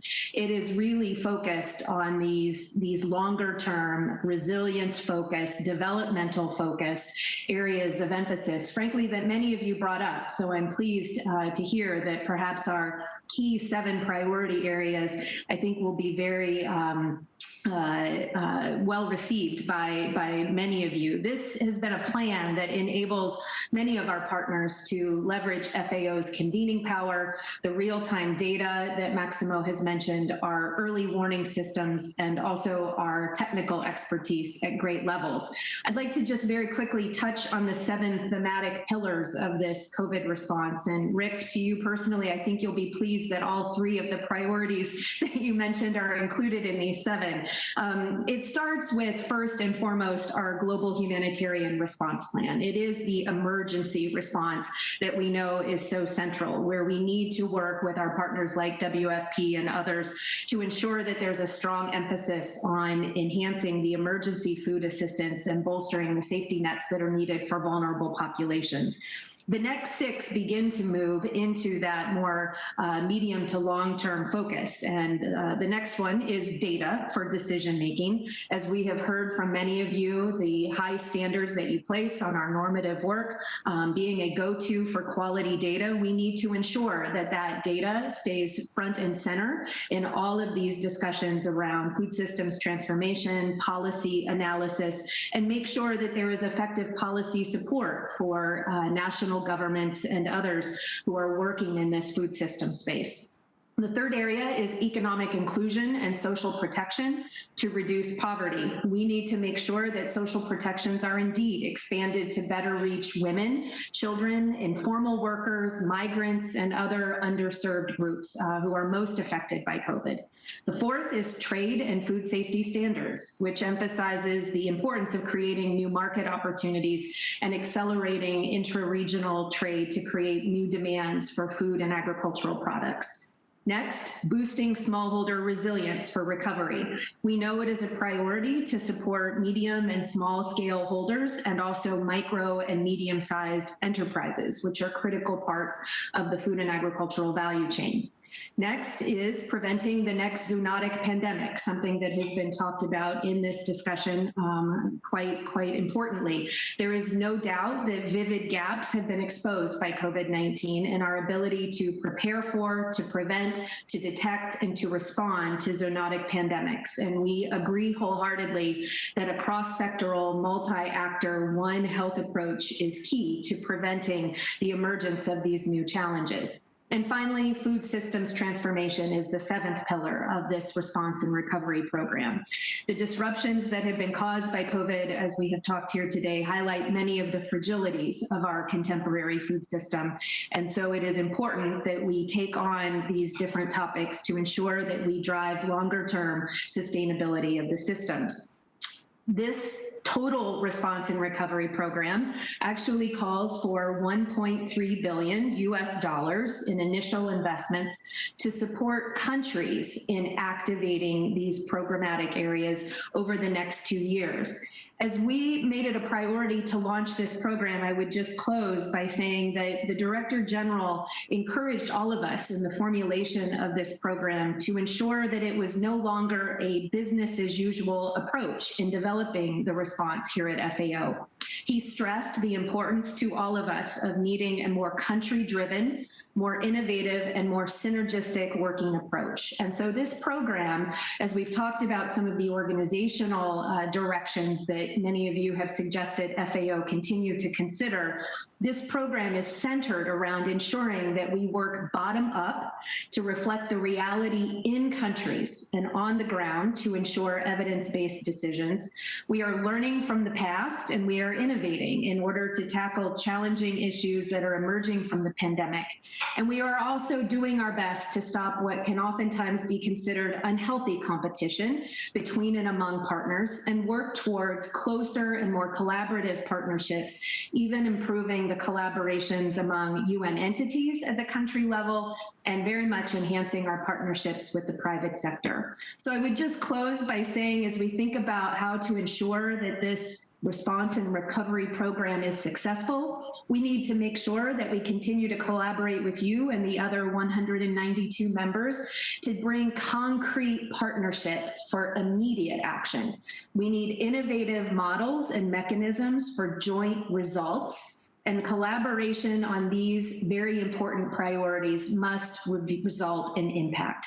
And so thank you very much to everybody for the very thoughtful input. We will continue to take it very much into account and continue to work closely with you as we execute on this very important program and other activities. Thanks very much.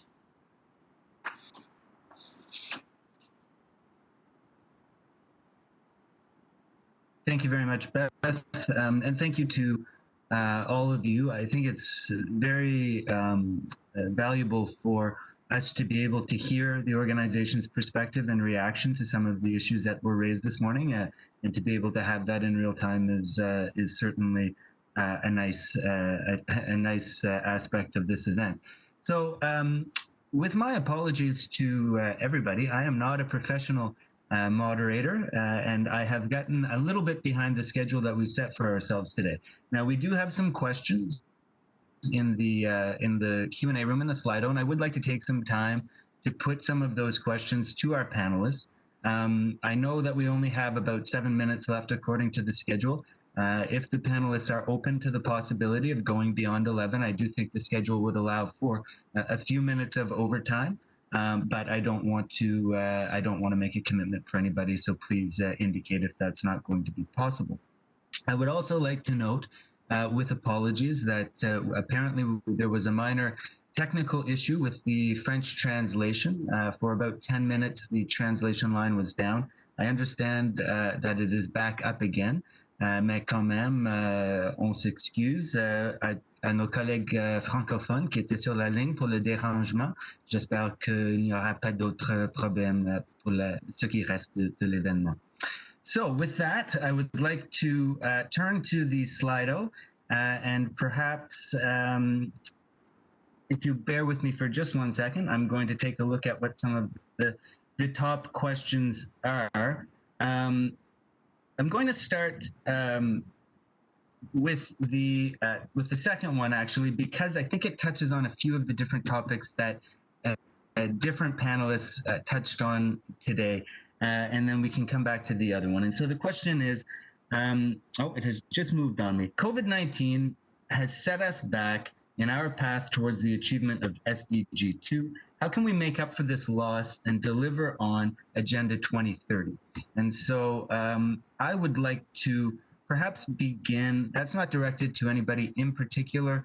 I think I would like to maybe start with the government perspective on this. So could I throw it to you in the first instance, Frédéric, and then we'll kind of go around, and if anybody, including our colleagues from the FAO, would like to respond to these, please just send me a little note in the chat and I'll make sure that I give you an opportunity to jump in as well. Mm-hmm. Yeah, thank you, Aaron. And yes, this is I'm looking at it on my phone. That's a very important question.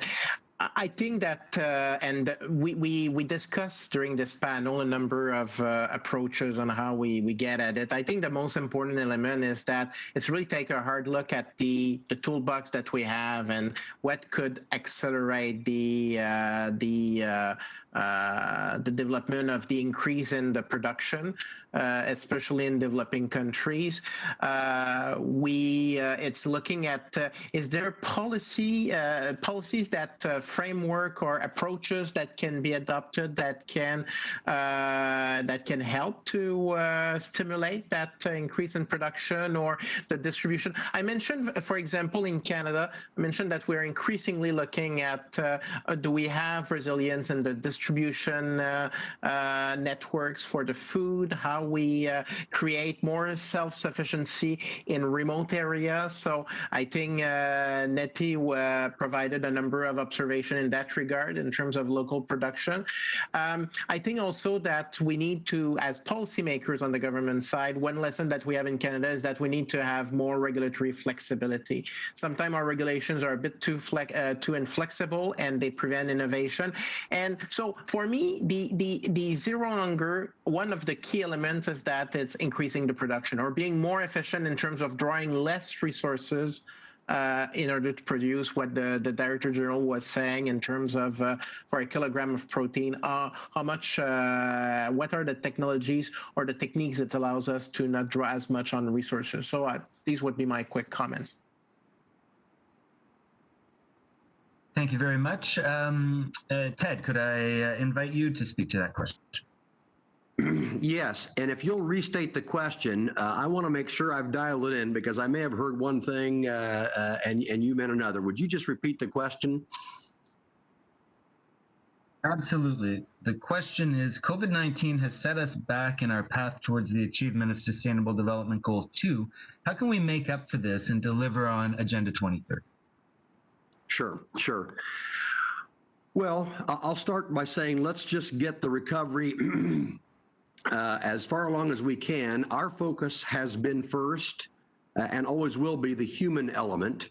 So where there are people that are getting COVID, we're trying very hard to address that. And I think in our food and ag world, it's going pretty well. Again, I'll cite the dramatic turnaround and a fairly rapid turnaround, excuse me, in the health of workers at various processing plants. So we've got to take the human element first. But right on its heels, almost even simultaneously, we've got to continue to look at the ability for people to get food. So that's why we've already met once to look at what are the lessons that we're learning, not past tense yet, we're still going through it, but what are the lessons that we're learning, participating in things like this, because I've already learned and taken a lot of notes. So that I wasn't being disrespectful when I turned away. I was taking down some notes, so I hope it was more of a compliment than any disrespect. And we've got to do that again in a more comprehensive manner because we only learn when we take and reflect on those things. For me, here I am continuing to learn, and I've said it again, but I'm going to say it again. The importance of getting right our day-to-day stuff so that we then have the capacity, the ability to deal with the unknown, the surprise is very important. And I think hand in hand with that is building in the flexibility that we need. I've already communicated back to my home state, applauding the onset, the enhancement of some additional processing kinds of facilities. If you wonder why I'm talking more about meat and poultry, it's because that really got caught up in the COVID issue far more than any of the plant kinds of things. There were food processing plants, of course, but really ours was much more of a meat poultry crisis than anything else. And so if I'm biased toward that, it's deliberate. It's because that's where we saw the most need. And then I'll just close by saying, I'm always learning to keep an open mind. There's things that are outside of my paradigm. I always want to be looking through different lenses, and that's why, Mati, I'm so interested in looking and talking to you to see what I need to bring in. So I would just say, do the usual crisis management planning, deal with the crisis, communicate, and then look back, take lessons learned, and apply them. And we've already begun doing that, and so hence the value of these kinds of robust discussions that have dedicated a good couple of hours to do this, not just 20 or 30 minutes, which is oftentimes a normal panel. Thank you, Aaron. Thank you very much, Ted. Let's see, I'd like to invite Nettie and Rick's views on this question, and then I do hope to get one or two other questions in, and I'm aware that Maximo has some thoughts on this one as well. So let me invite you, Nettie, first. Do you have thoughts on this particular? All right, thank you. Thank you. I just want to note that the question is about setbacks and that these setbacks are clearly gendered. That is, women have taken the burden of caregiving, of food provision, and of a lot of the social protection, which is an enormous extra burden for women. So the setbacks are gendered. in this, and that has to be noted and duly dealt with. And that it is governments who are responsible for ensuring the right to food and social protection. And Mr. Torero has mentioned that one of FAO's priorities is to reduce inequality, and that is clearly a way forward in terms of building future resilience and dealing with recovering from the COVID setbacks. Let me just say one other thing, and that is that we've had quite a bit of discussion about innovation.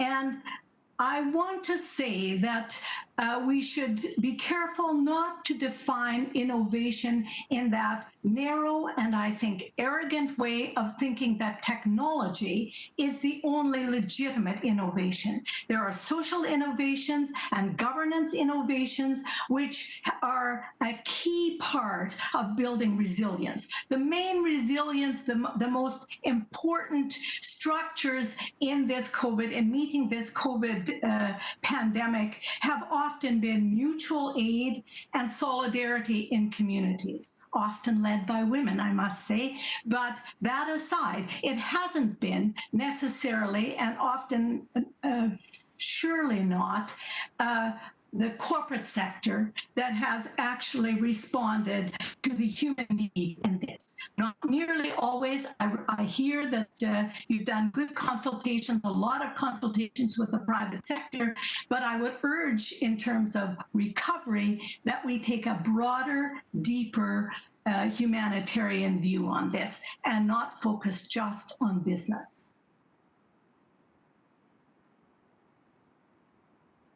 Thank you, Nettie. Rick. Thank you, Aaron. Yeah, the setback is real and it is related to COVID.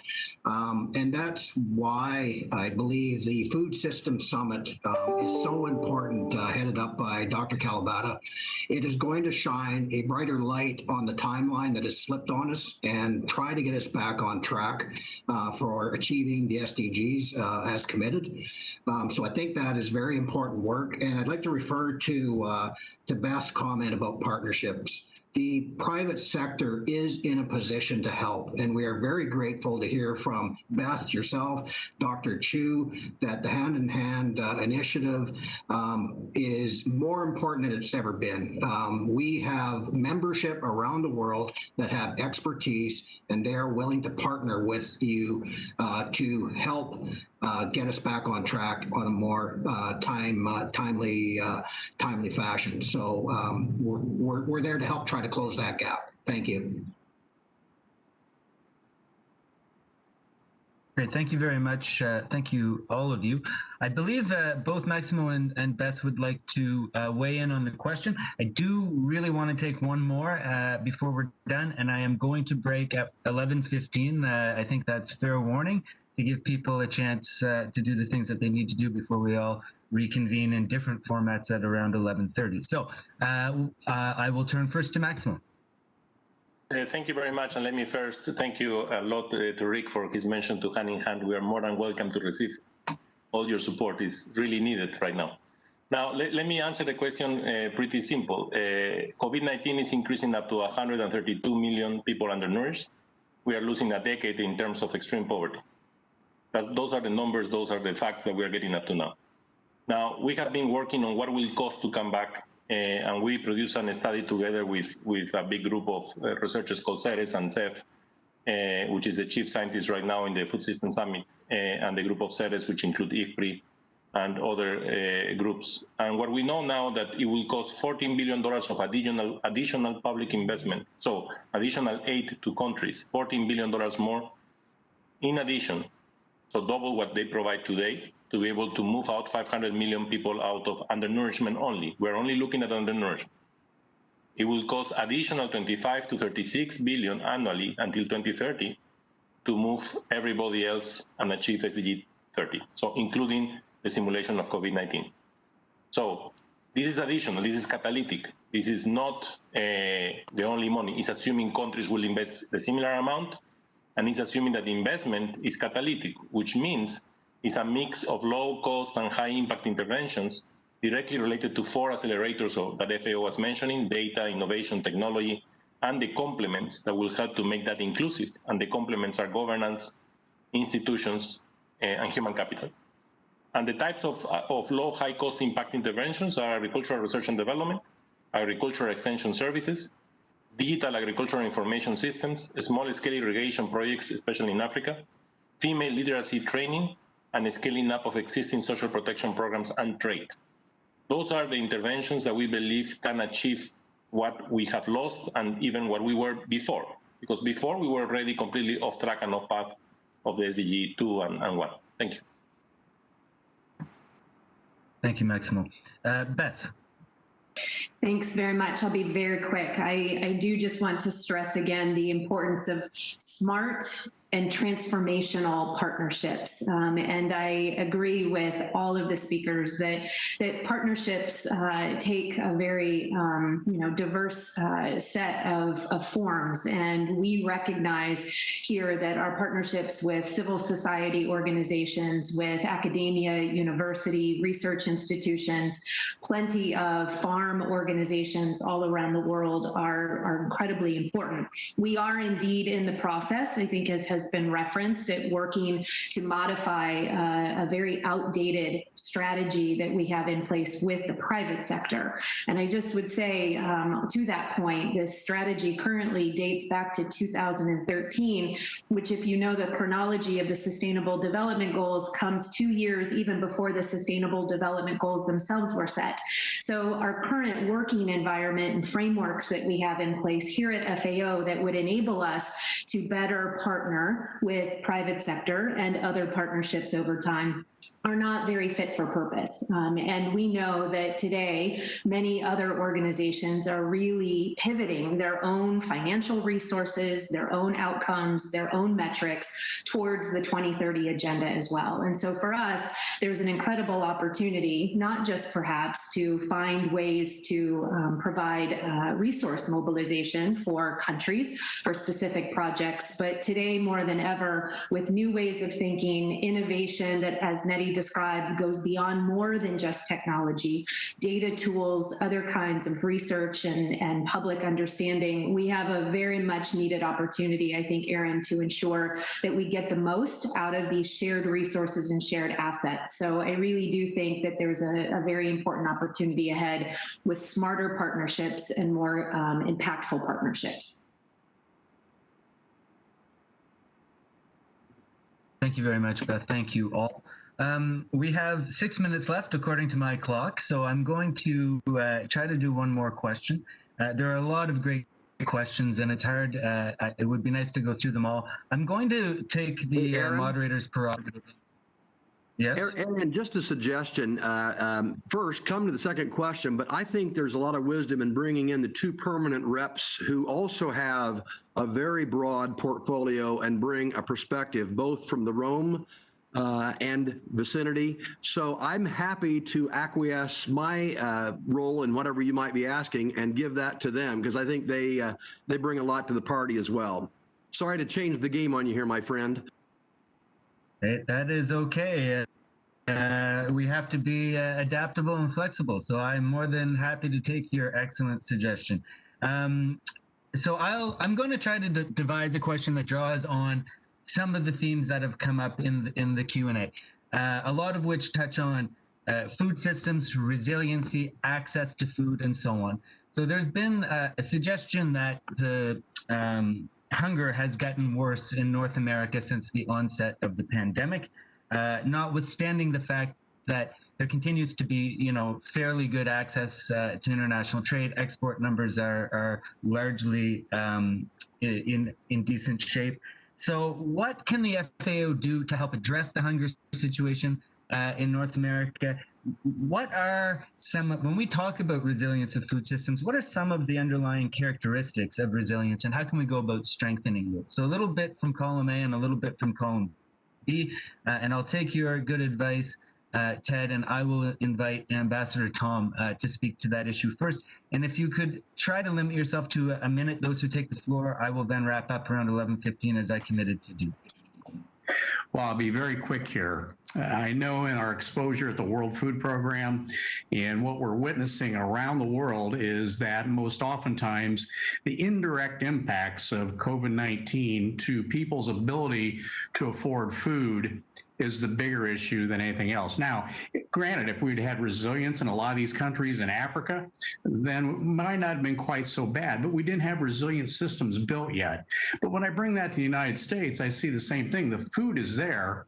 It's the ability for people to afford food because of maybe loss of employment or other issues that are on the table. So we're going to see this throughout the developed world as well. It could be here in Italy, it could be out through Europe and other places in Asia. This is the issue we're seeing. So if we would have just had that resilience in these systems to start with, we might not have that problem. Now, one final point, an example of this is in Nigeria. We started out with nearly 5 million people hungry at the beginning of March when the lockdown occurred. Immediately as that lockdown occurred and businesses shut down, we went to 15 million people. Those people have not recovered. They have not recovered their jobs, and they're still hungry today. So amplify that across the world. That's the issue we face, affordability of food. So let's get resiliency right. Back to you.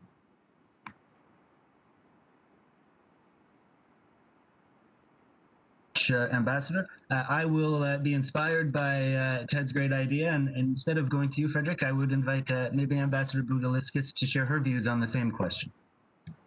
Well, thanks very much. This is an incredibly important piece of the puzzle, and I think it goes back to what Nettie was saying with regards to the need for good governance.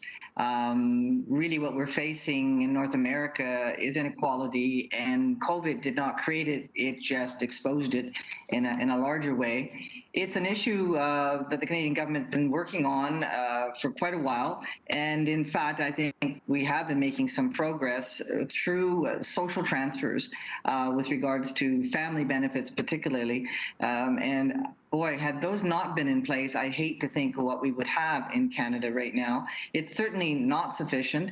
What we have, in Africa, we have people that live hand to mouth. In North America, we have too many people that live from paycheck to paycheck, and there is not enough sufficient savings. There is no real net. We've had to go into a great deal of debt in Canada, which will be paying off in the next few years, hopefully as the economy recovers, in order to be able to start. And largely I think we've been able to manage the slide back. We've been able to put a lot of children out of poverty, and it's really sad to think that there are children in poverty in Canada through the child benefit scheme, and we're going to need to continue those social transfers. But it goes back to what you said. We need good livelihoods that pay, including in farming, in agriculture, that will allow people to have not only sufficient for their daily needs, but for these sorts of crises. Thank you.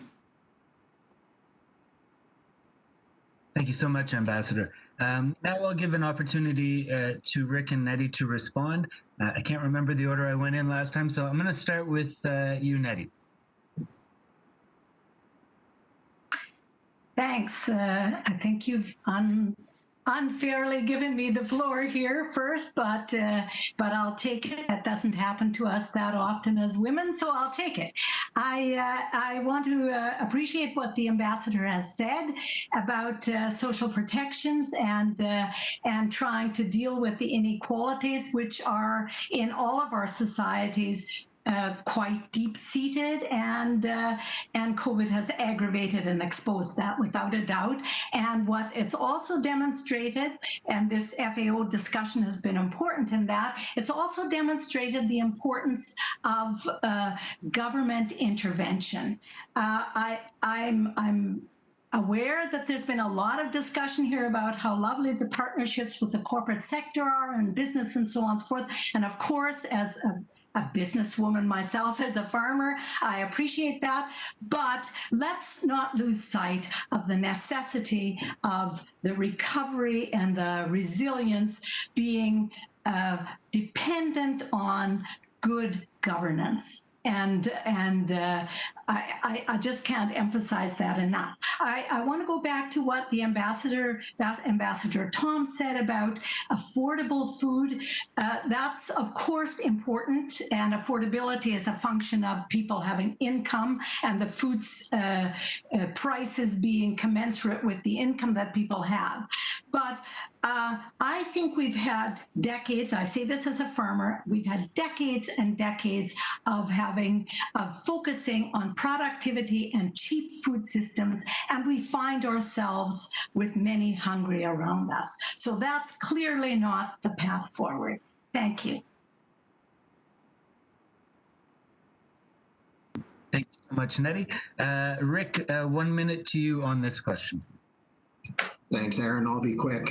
Yes, COVID has certainly highlighted our vulnerabilities on many, many fronts, not only on production and distribution of food and nutrition around the world, but gender equality, governance, all these things. We are much more aware of them, even though they're not new. They've certainly been exposed for what they are. Personally, I've never felt as nervous as I did when this spring our farmers were just about ready to start seeding and the COVID crisis hit. And the first time in my history of thinking, are they going to get the inputs they need? Are our farmers going to be able to do what they do best?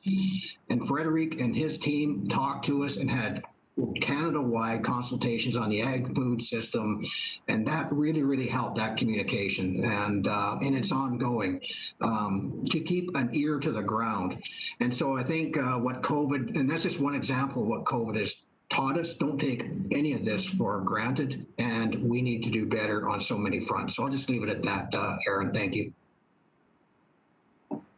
Thank you, Rick. Thank you. I believe that Maximo was hoping to jump in on this one too. So Maximo, I'll give you a minute as well to speak to this question. If I understand correctly, the question is how we can help you.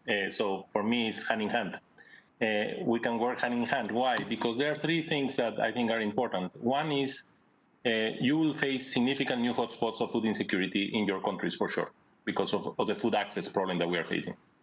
But the problem is where to identify them and how to identify them in the short time frame that we have. And we have developed a short recall FIES, Food Insecurity Experience Scale, that can be deployed very quickly and can give us a possibility of tracking how the deterioration of the food insecurity across the countries. So that's available. We can give it to you, and I think could be useful. You are experts in the FIES, in the Food Insecurity Experience Scale. It was developed in the US runs this, but this is a short-term one which could be useful. The second thing I think which is important for us is loss and waste, and especially in the case of the North will be waste, but also losses.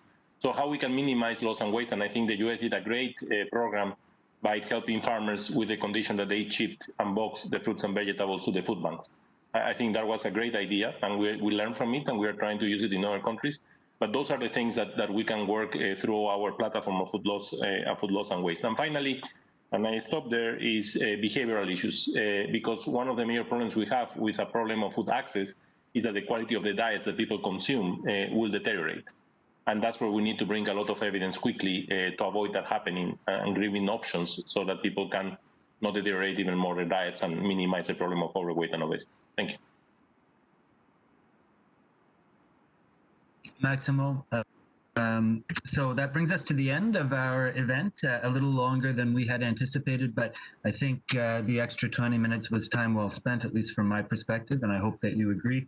I'd like to close by thanking our panelists for their time and their perspectives that they shared with us. I'd like to thank our colleagues with the Food and Agriculture Organization of the United Nations, including Director General Chu, for being with us this morning, for sharing their perspective. I'd like to thank all of you in the audience who submitted questions and who joined us to hear from these very experienced and informed individuals. Undersecretary, you said at one point, seek first to understand. I think that is a fine aspiration, and I hope that this event went some way towards helping us all better understand, at least a little bit, the perspectives of those with whom we share this agri-food space. So thank you very much for your time today, and enjoy the rest of your Friday. Thank you very much. Thank you to the translators, and thank you to the technicians.